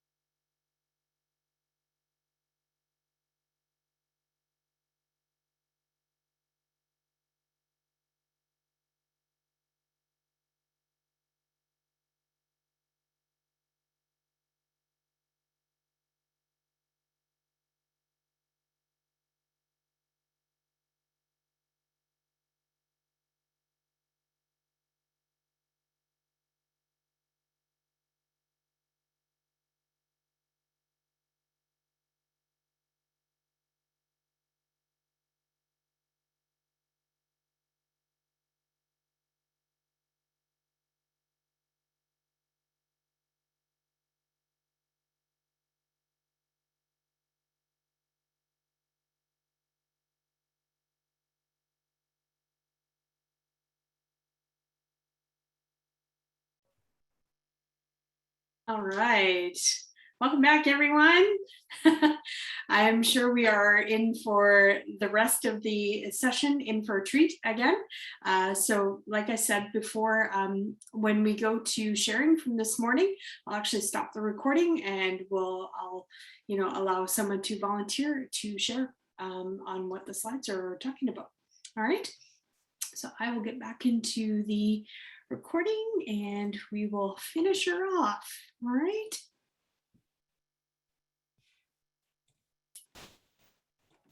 Okay.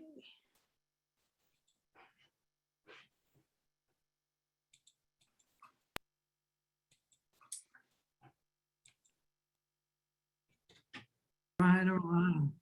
So let's come back. Welcome back, everybody.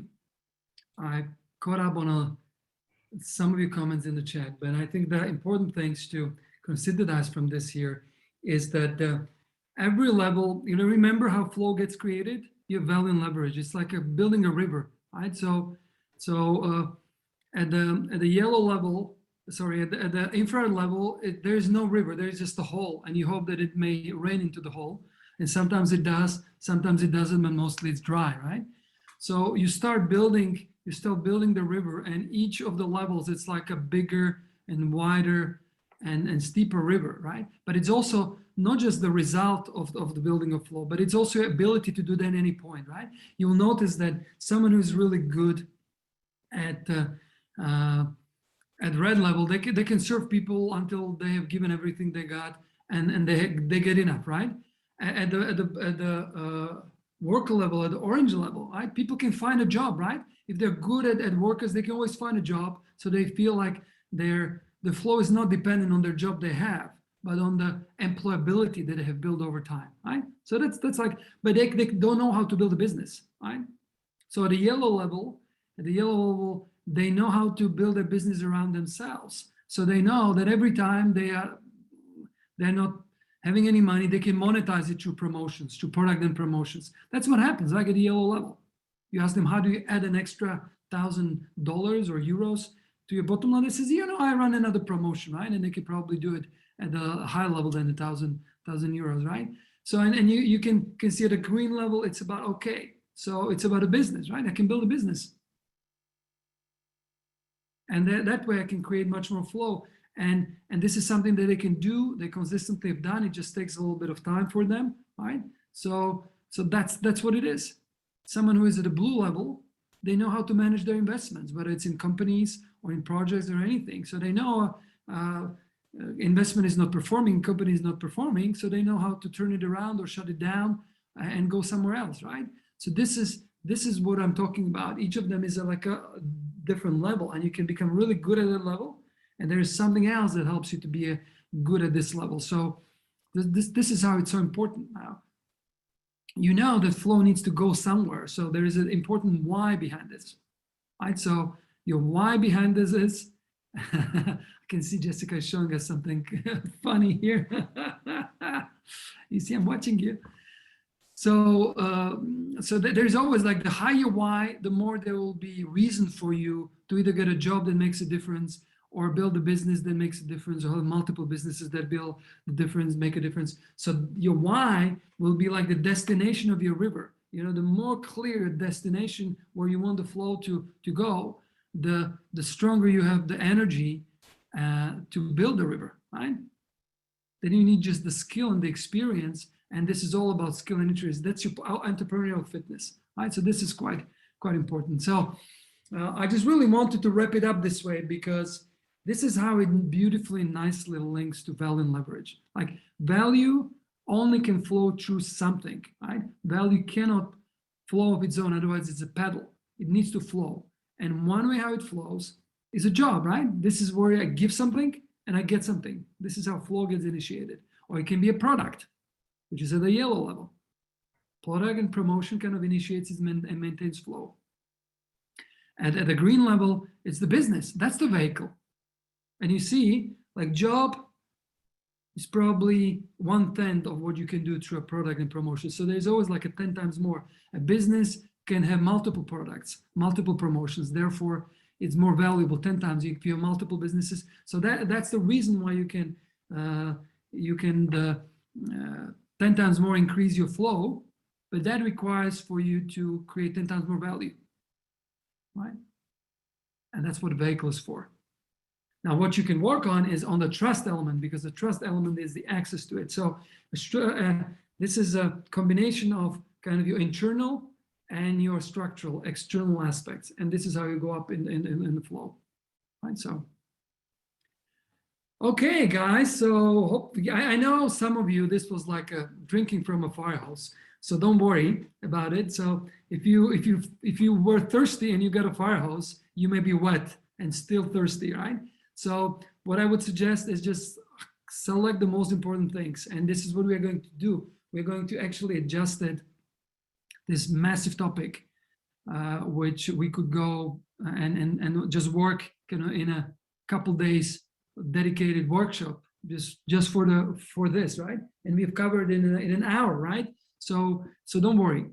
It's not about the depth here. It's about for you starting seeing it on a map, right? Suddenly it's no longer just a flat map. It turns out to be now this three-dimensional map, and you are able to see it. You are able to start noticing things on a map, and therefore you will be able to direct your focus as it comes to your clients, as it comes to the people that you will be debriefing. So I wonder if there are any questions about this. This is a good time to actually ask them, and then we'll go into some group exercises. Any questions? And here's the thing: you can just raise your hand, and I will call upon you. So raising your hand is found in the reactions, and it's called raise the hand, and this is how it looks. So if you have any question, you can raise your hand, or you can write it down in the chat. Anything that relates. Okay, so Jessica, you are first to raise your hand, so you get the mic. Sure. So what's your question? So my question is, I realize, I'm in training as a flow consultant. So, but if I were doing the wealth dynamics profile debrief with someone, would I touch this, or would this be an after kind of debrief? No, you want to integrate it in your debrief, and you want to make sure you know it before the session.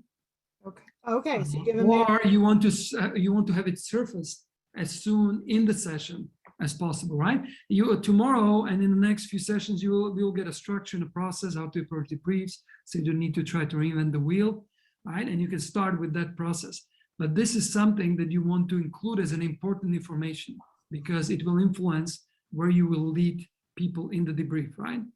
So if somebody, let's say, because part of the debrief is that you ask them, you know, like I asked you at the beginning, like, where do you think you are at your flow score, right? If you were to rate yourself from 0 to 10 over the past month or over the past week, where would you be, right?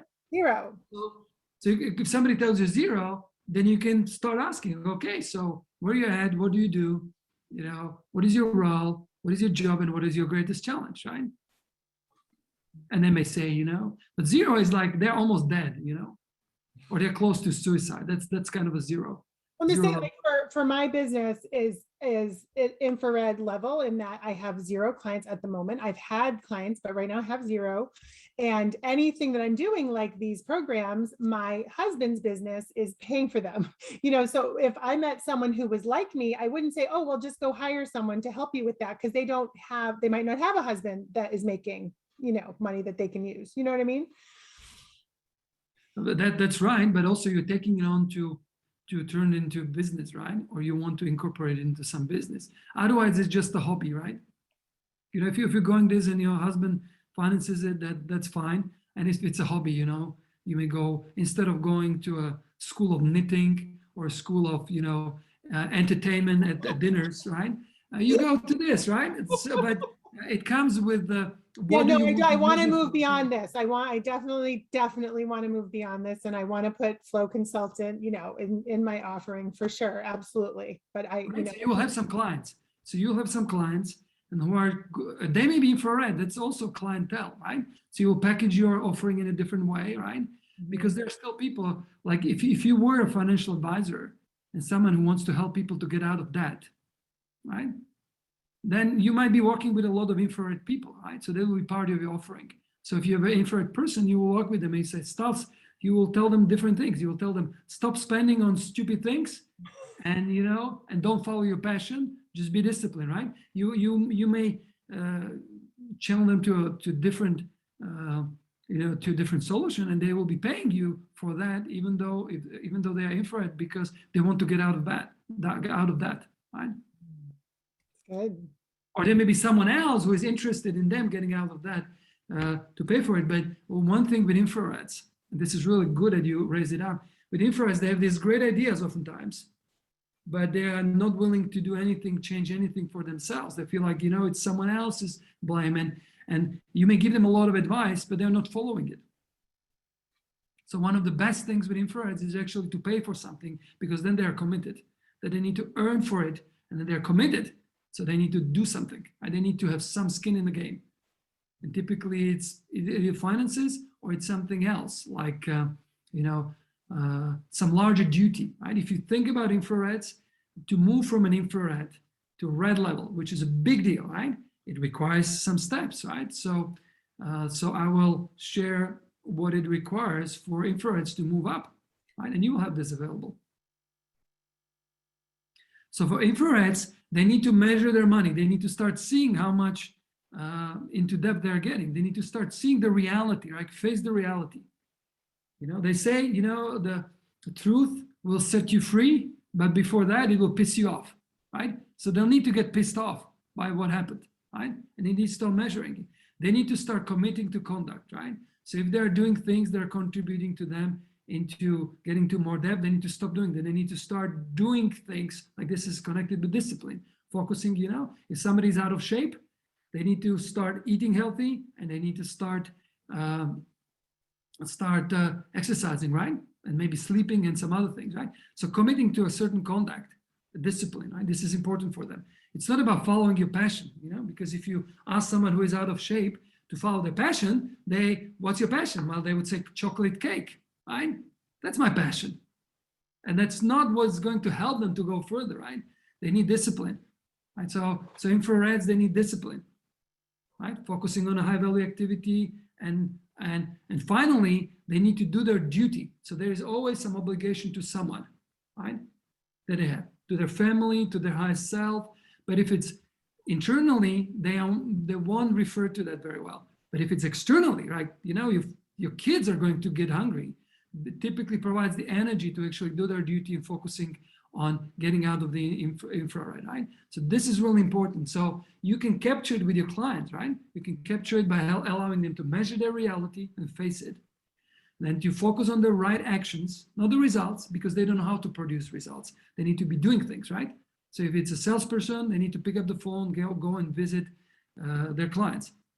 If it's someone who is doing other things, they need to be disciplining in actually doing what they need to be doing, right? And they need to connect with the larger duty. This is not the purpose of saving the world. This is the purpose of eating. This is the purpose of not being embarrassed by a family that you're not providing enough for them. This is the duty to take care of your kids, of your wife, right? This is what is important to mobilize in people who are infrared. Otherwise, it's just hot air, and they're not. So this is an emotional connection that needs to happen. Otherwise, they will not get. Just imagine someone else is drowning. Imagine someone else is drowning. What do you first? You bring them to the surface to take a breath. You don't teach them how to swim. You help them to get out, to get some breath, right? When they're on the survival level, they can breathe. Sometimes they drink a little bit of water, but they have enough oxygen so that they can always float, right? And somebody who is like a worker, they can swim, no problem, right? And then if they can swim, they may actually be able to build a boat. So yellow level is a small boat. They can row or maybe put a little sail, right? They can travel much faster, which is much more flow and so forth, right? But if they know how to swim, it's so much easier for them to be on board. Because the problem is not that you are not swimming. The problem is not that you're on a boat, but the problem is that when the boat turns around and there are some rocky waters or whatever, that you are not going to drown. So this is why it's important for us to handle our personal flow first and be able to solve it in this, because then we are not a liability of our business, then we are an asset to our business, right? And then when something happens, and it can happen, right? The business can go bankrupt. But if you know how to swim, if you break your ship, your boat, then you don't feel like you drown. This is really important. So, right, and then you can have a larger ship, which is a crew, then you can have a whole fleet of ships, right? And then you can operate a port, or you can operate a network of ports, and that's another metaphor that you can see. But there are different steps for everyone. So for infrareds, tap into these steps. And if it's yourself, start with you. Right? So you don't need to generate right now a lot of results as your business, but look, okay, who am I helping? What do I need to do? Not even look at how many clients would I get. Look like, okay, how can I do something for someone right now? And it may require some collaboration, maybe work with someone with some extra clients, right? This is how I would start. Particularly for those of you who don't have already an existing business, right? So you can join with someone and help them with some clients because you have a new knowledge, a new value. So does it answer your question, Jessica? I think I answered probably like 2 questions. It's beautiful. It really is a beautiful thing. And it's, yes. Yeah, when you're at a certain level, you got to know where you are. And then, I mean, you can dream all day, the blowing hot airs that can hit home. Because I do know people that just take courses all the time. They're like, oh yeah, I'm doing this, thing, but they're not like doing the work to find the clients to do the thing, which is what, for me, Genius U set apart. I mean, I have a course offering on Genius U.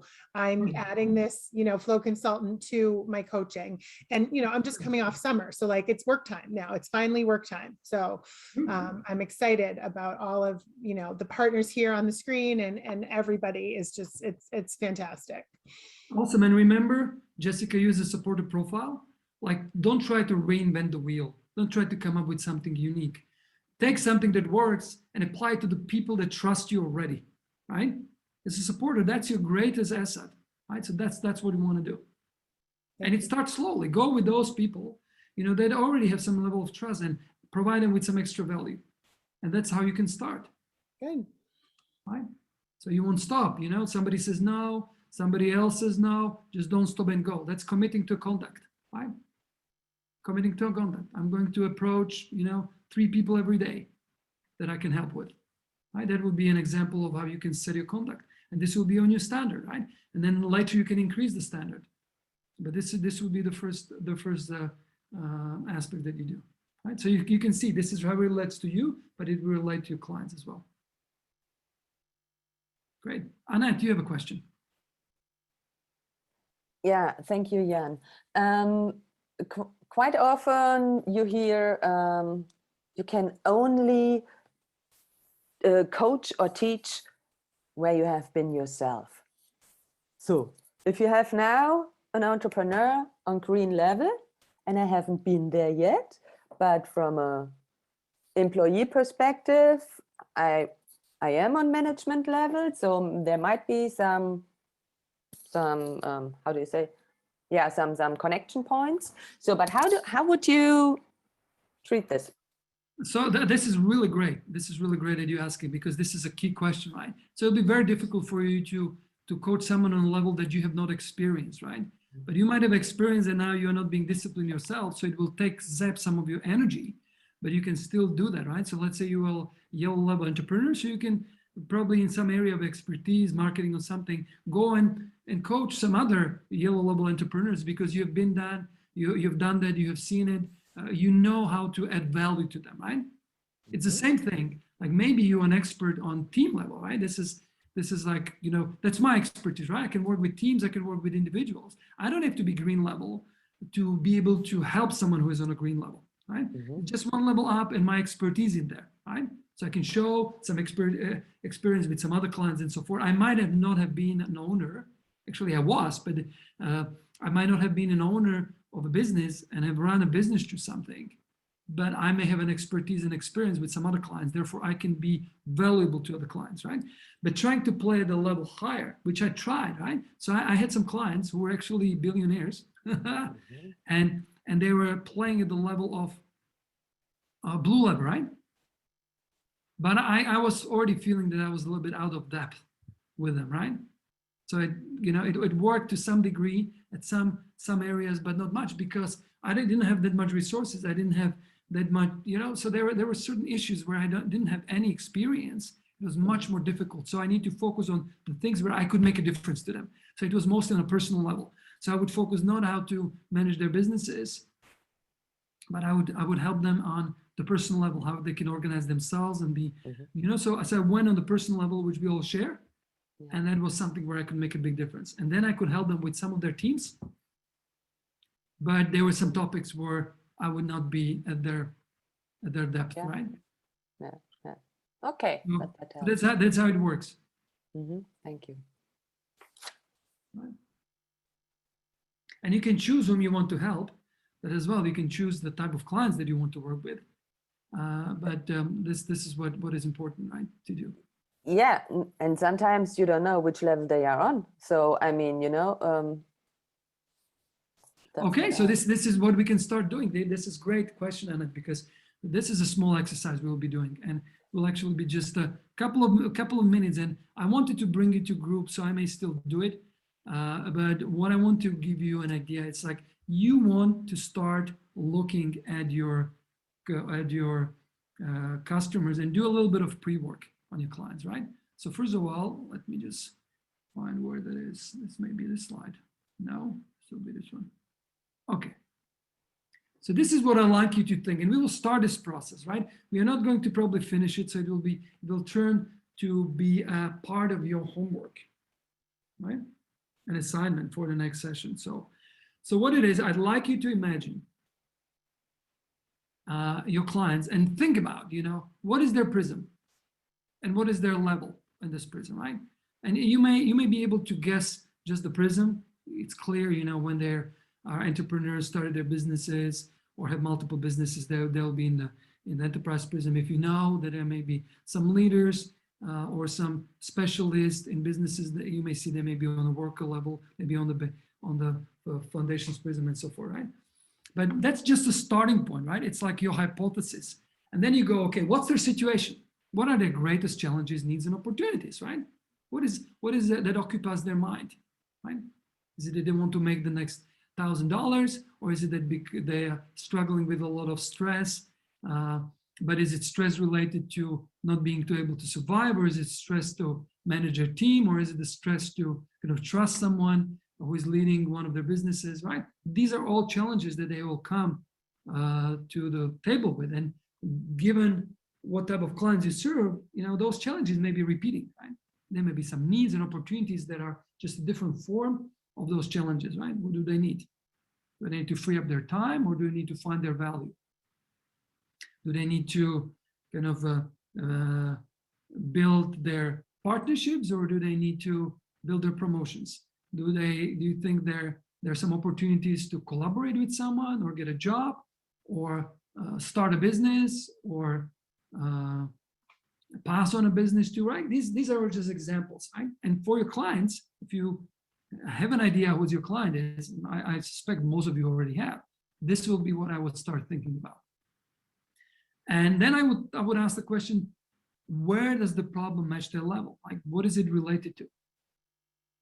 Well, is it because, I don't know, infrared, because they're not seeing what they're producing, or because they're not committing to the right actions, because they're not connected to the right duty? So you can start seeing how it relates to some of the steps, right? Which is the corollary question here, right? So what key steps would then benefit most to focus on? And then you can start seeing what is the most impactful actions for them. So, what should they do? What should they stop doing? Right. So this is like a great guideline for you. And I see that what we will be doing, actually, we will not go into groups. What we will do is I'll give you a little bit of time to start looking at your clients right now. So we do a little bit of homework, and then I'll give maybe one or two of you a chance to share this with us, right? So that we can see how it plays out, right? And the others, you can start writing it into chat, or I actually give you then a little survey to do that, right? So right now, just start with having your ideal client in your mind, right? And the client may be whatever they are, right? So see them. If you cannot come up with an ideal client, think about the last client that you have worked with. If it's part of your team, think about the team member that you have had the last conversation about, or that you're going to talk to next. It doesn't matter to get it right. It doesn't matter if you are not covering something. This is just for you to start tuning into your clients or to your team members.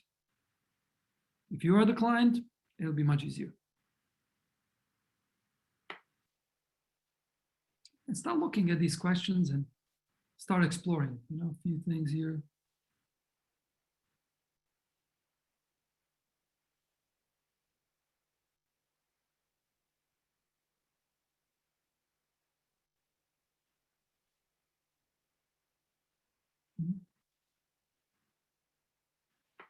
And you don't worry about how you call the business, whether it's personal career coaching or personal career consulting. It doesn't really matter.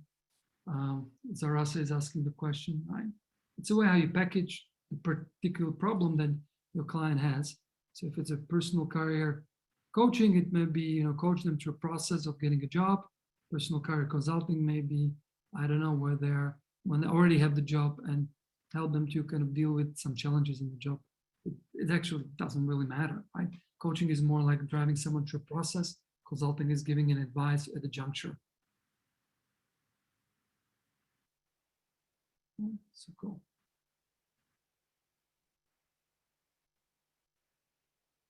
Okay, great.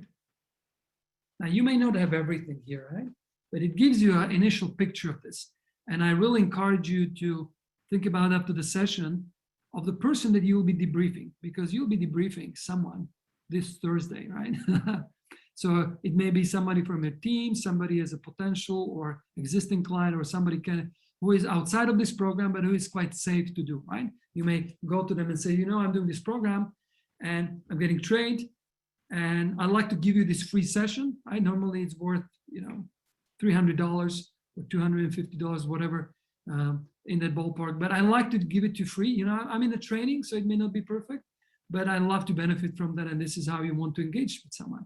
So I really like you to think about someone that you can have that session on Thursday, or maybe on Wednesday, depending how it fits into your schedule. But Thursday, this Thursday, right? The Thursday, the 16th of September, you will have that session, and you want to record that session, and then we will be kind of giving you feedback based on that. And it's part of your certification, right? So think about this particular one, right? You can run as many sessions as you like, right? And upload just one. You can even chat with some of the people here in the group. So this would be a good way how to connect with someone. Say, do you want to practice a little bit of debriefing? And you can do it, right? You can practice with yourself, but then make sure you have someone that you actually do on Thursday. That's the best, what we have found. If you do it within these 2 weeks, obviously you'll have time to do it within the 4 weeks afterwards, but I'm just giving you a little bit of heads up here, right? So if you don't have anybody, if you feel like, oh my God, I have no one to talk to, you know, put that in the chat, write to Stacy, and we'll find someone in the community who has not debriefed yet, and you will get it, right? So you can do that, and this is something which we do at the very end. But right now, I'd like to give a couple of you a chance. So who would like to share about what is their client and how does it relate to their spectrum? Anybody who would like to share? What do you come up with? Diane. All right, everyone. So I'm just gonna kind of allow whoever wants to share. I'm just gonna start sharing the screen. So whoever would like to share, just kind of on those few slides, I'll actually pull up the, I'll share the screen again, but I'll pull up the slide so you guys can see the questions. And yes, Pia, you do have 4 weeks to submit the course material and everything like that, but we just find the sooner you do it, the better. So that just kind of just putting that out there as well. But I am going to share the slides with you guys so that you can see it. I just want to pull it up here real quick. And so who would like to share on this topic? Anyone? Oh, come on, you guys. There's got to be someone who wants to share. Is there anybody who wants to share? No? Okay, I'm a star, so I can bite. Tell me again. I'll go. I'll be true to profile. The question we're answering is related to our ideal client and where they are on the wealth spectrum. Yes. And I'm just. So this was hard for me. I'll be honest. With a tool to help people, I feel like the people that I want to help the most are people who are at infrared or red, right? Because they need the information, but they are clearly not the customer capable of paying. So trying to balance for every high-end customer that I help, how do I offset that with a couple of freebies to the people who need it the most? So my ideal customer is probably at the orange level. Someone who does not want to stay in the matrix anymore. They're not comfortable with just being a worker anymore. They're thinking about becoming their own entrepreneur or launching into the deep. For me, because I was prior military, those are people that are about to retire from the military. So they've spent probably 20 years or so in the machine. Now they're getting ready to retire and they don't know whether they should go look for another job or if they should do their own business. And then my goal would be to reach out to them to help them make that transition.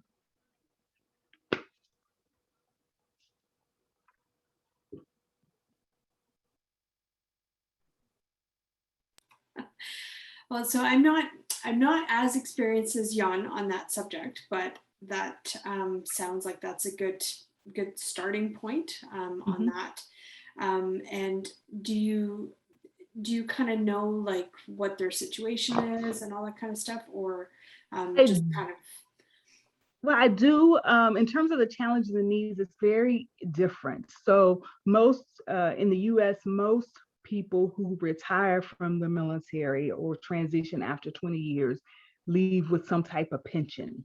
And so in many cases, I don't see them as being infrared for sure. maybe red, depending on how much debt they were able to get down before they left.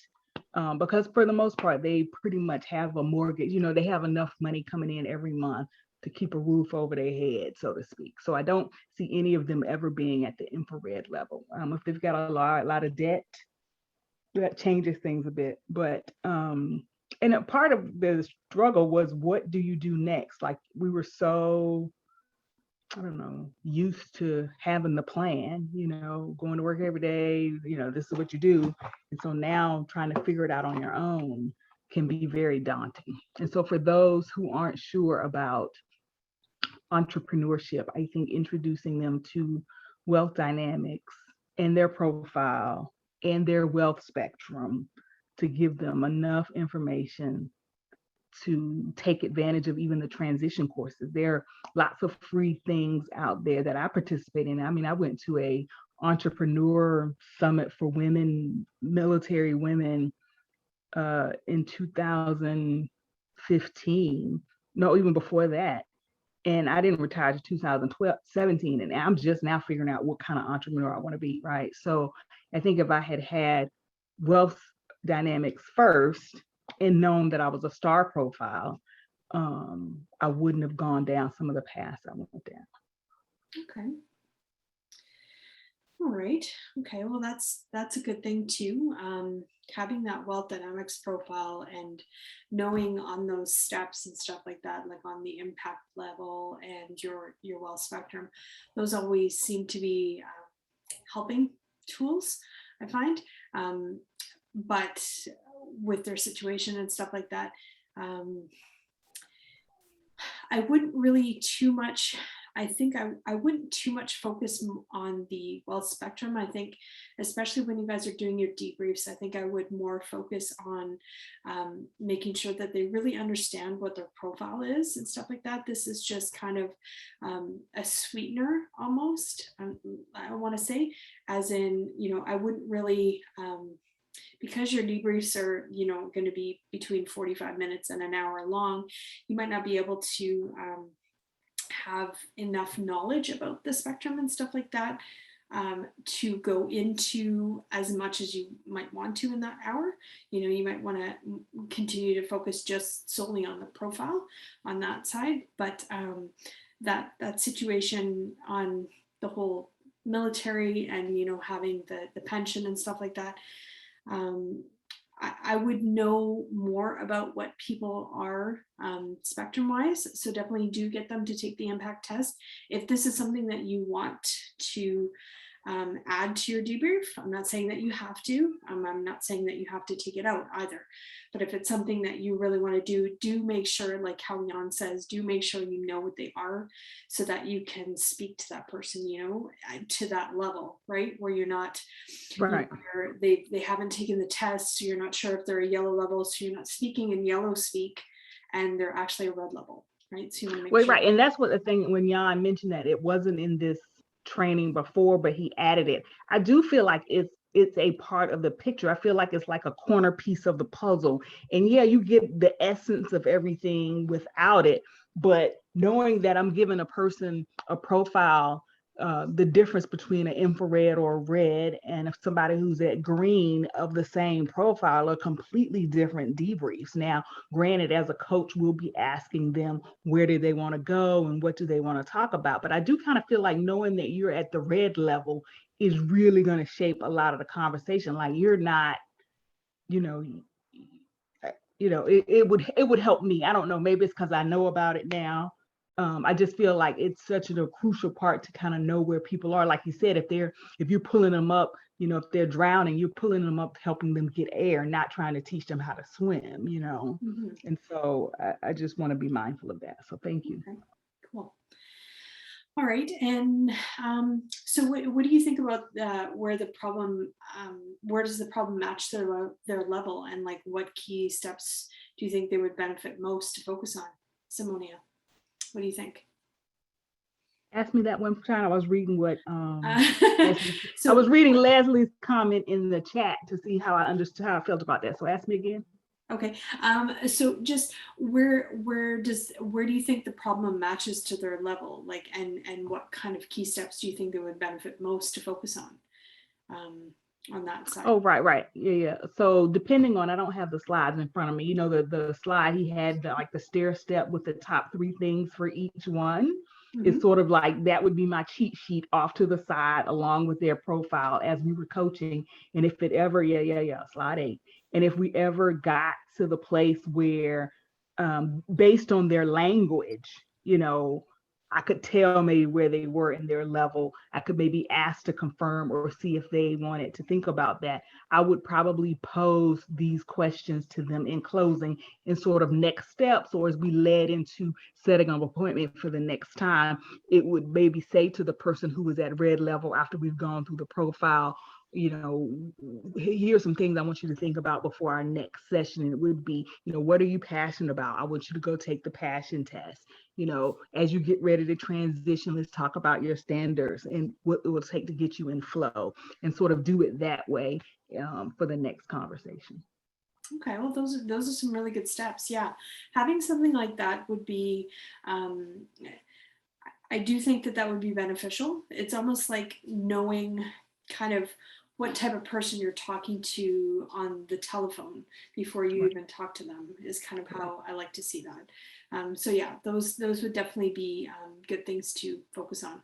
Next steps, you know, like there's lots of things for them to do on gene issue and stuff like that as well. So yeah, that's cool. And then the last thing, so what are the most impactful actions do you think for them to do or to maybe stop doing? You know, like you're saying, if they've retired and stuff like that, kind of what kind of implications and stuff like that do you think would happen for them to do or to stop doing? I think it was so interesting. Like, this is a side story. So when I was in ROTC literally 30 years ago, I had 2 commanding officers who left. One retired, and he had talked about, as part of the lesson, they teach you about ethics and a whole bunch of things. But one of the things he talked to us about was financial management. And he talked about how whenever he got promoted, he would save some money, and him and his wife did these things. And so when he retired, he had a substantial savings such that he didn't have to rush out and find a job. So much so that he used to show up on episodes of In the Heat of the Night. You know, I would see him, it just random stuff. He was writing a book one time. I mean, just really random stuff. And before he landed later on teaching at a university. But the guy who came after him, stark contrast, he missed a lot of our classes in terms of teaching because he was setting up interviews. Like, he basically said to us, he could not afford to miss a paycheck. Like, once he retired on a Friday, come Monday, he needed to be back in the grind at the orange level, so to speak. But even though he might have shown up as orange, he sounded like infrared to me, you know. And so knowing those things, impactful actions would then just be based on, to me, their levels for the conversation. That tells you what to do or to not do. Okay, cool. Okay, awesome. All right. Well, thank you, Simonia, for sharing with us. Thank you for being brave. Not saying that anyone else wasn't being brave. That's not what I'm saying, but just thank you. Thank you so much for all your insight.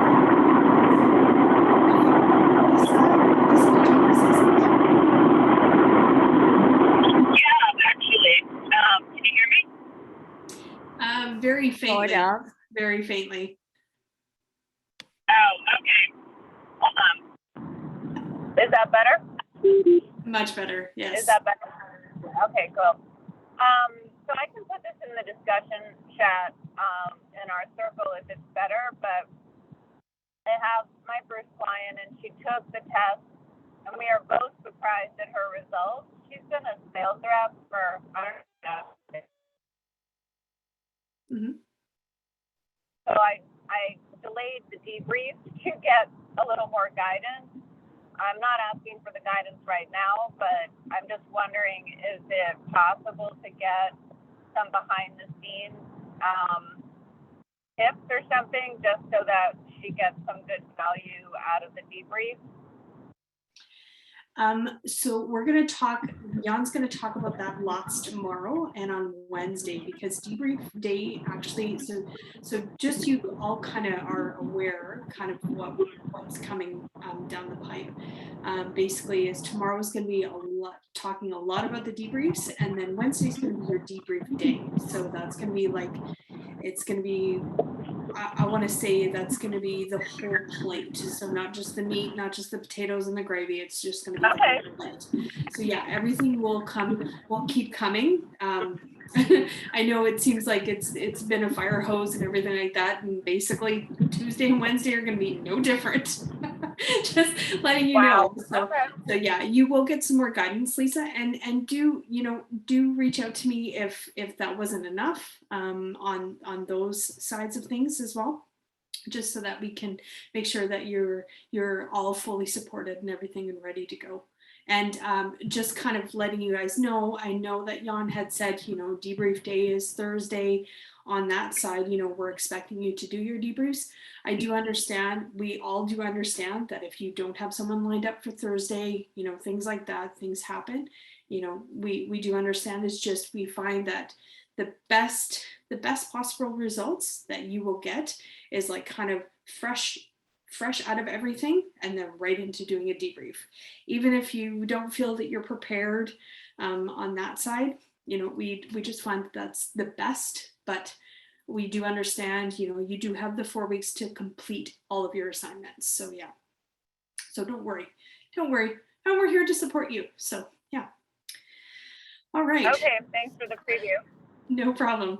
So we've just got another 7 minutes left of the recording, so I will just go back into it. And thank you, thank you, Simonia, for sharing with us. It was amazing, and I'm really glad that I took this opportunity to let you guys have a chance to kind of go through your own things instead of just listening. All right, so I will just share my screen again. Or actually, I am sharing screen, but I just gotta stop sharing one more time. And gotta make sure it's sound. And all right, so we'll just kind of pick up after he talked to the other two people. So I will just get back into everything here. Useful, right? We could probably go on and on and on with this because there are multiple occasions, but I'd like to just sum it up, right? So your assignment is to continue with this. Think about the client or the person that you will be debriefing next, right? And think about, what is their profile? You may know it, not know it yet, so you'll find out their profile. Think about what's their situation, and if you don't know it, you will be tuned in and you will find out as soon as possible as you agree to give them a debrief. And this is it, right? This is what we want you to focus on right now. Now, you have a lot of resources. Let me just go back to the slide so you can see what the homework is. This is the slide. Stacy has put the two key handouts. One of them is World Spectrum ebook. You can download. The other one is something really, really useful, which is called a pre-flight checklist. You can go through all levels of the spectrum and see whether you are fulfilling this level yourself, right? This is a little bit like when a pilot goes on a big journey, they are not just winging it, they go through a checklist every time. So this is your way how you can checklist whether you have everything covered. You can see for every step, there are 3 sub-steps. So we are going into the fractal of 3, 3, and 3, and 3. So these are much more simple. So you can start seeing whether this, in terms of wealth creation, is something that you have covered for yourself, and not, you can start playing with that. So that this is something that you have available, and it goes all the way through the blue level. So don't worry to play to your level where you're at, but also look at the levels below, right? So this is what will be helpful for you. And then also I noticed that you guys are taking the assignments in a little bit of relaxed fashion. So catch up on all the assignments which you have not done, whether it's the quizzes or some of the other things, submit them. It's part of your learning, right? If you compromise on that, you will miss out on some of the learning. So you don't want to do that. You don't want to undermine the process in which you have invested so much time and money and energy, right? So go and go back to the assignments that were very simple and do those that are outstanding. There are not that many that are coming in this week, so don't worry. But go and catch up on what you have not done. So that's it, guys. So you know, I'm curious what you got out of this. We got a little bit over time here. So I know those of you who need to leave left, but just as a final thing for you, write down what is it that you're getting out of this. So if you want to, let me see, where is this? So the question is, what have you discovered from this exercise about clients, problems, needs, and opportunities? So you can go to Slido and write out whatever that is for you. And this way we can capture these things. So don't write it in chat, write it in here. And you can add anything that you got out of the spectrum conversations that we have. This is a way, yeah, somebody's still processing, I love it.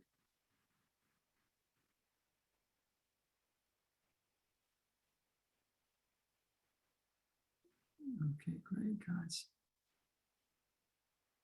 The links, by the way, are being added to the chat. They're also in the spreadsheet with all the links. So that's what it is there. So what are you getting? A lot of clarity, still processing. So some of you are still writing things. Pilar, I think I can lower your hand, right? We answered your questions already. So I can lower your hand. Cool.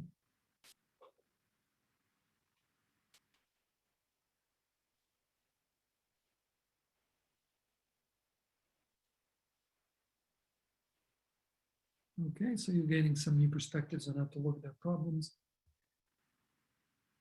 how to initiate a conversation in the areas focus on. Great. You'll get much more on the how to lead the debrief. So don't worry, that's still coming. Yeah, like everybody will come in a complex way. So the profile and the spectrum allows you to actually make a quick sense out of it rather than trying to cover everything at the same time. Why it's so great.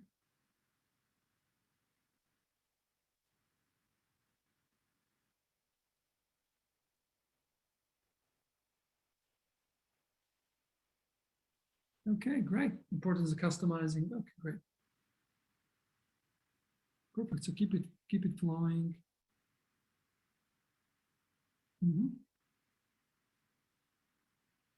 Clarifying for the lower levels, they will make a difference. Okay.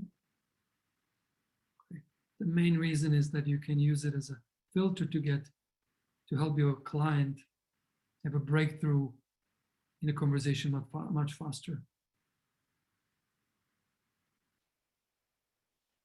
Cool, wonderful. So this is great. You can keep on writing in here.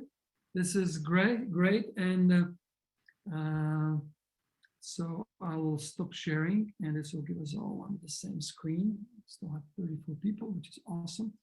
So guys, this was an extended universe for the world dynamics and talent dynamics, particularly about world dynamics. So we've gone into some other of your superpowers that you will have, some of other, the invisible, you can see some of the things that are not visible, they become visible. And that's where the power lies, because when they become visible, you can do something about them.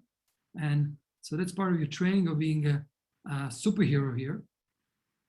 And so we'll continue. And in the next session, actually in the next couple of sessions for the rest of the week, we will focus on how for you guys to do some really impactful debriefs. So you will we'll get familiar with the process, with some principles of the debriefs. You will watch out some debriefs that somebody else has done, so you can learn from it. Then you will have a chance on Thursday to do your own debrief, right? Obviously, we prefer that you do it on Thursday, but if you cannot do it on Thursday, you will still have 4 weeks to complete the debriefs. But it's a really powerful way how to get the learning, because it's not about getting it right or passing the test. It's about really a step change in your learning. And then on Friday, in the final session, we will kind of debrief, learn from the field, and celebrate. That's what's our program for the rest of the week is in the next 3 sessions. I'm very much looking forward to that. You will see there will be a slight change of quality and focus, as you will see, and but it will be exactly the right steps for you to give you some practical both competence and confidence in doing the debriefs. So thank you so much, guys, and and see you in the next session. Have fun.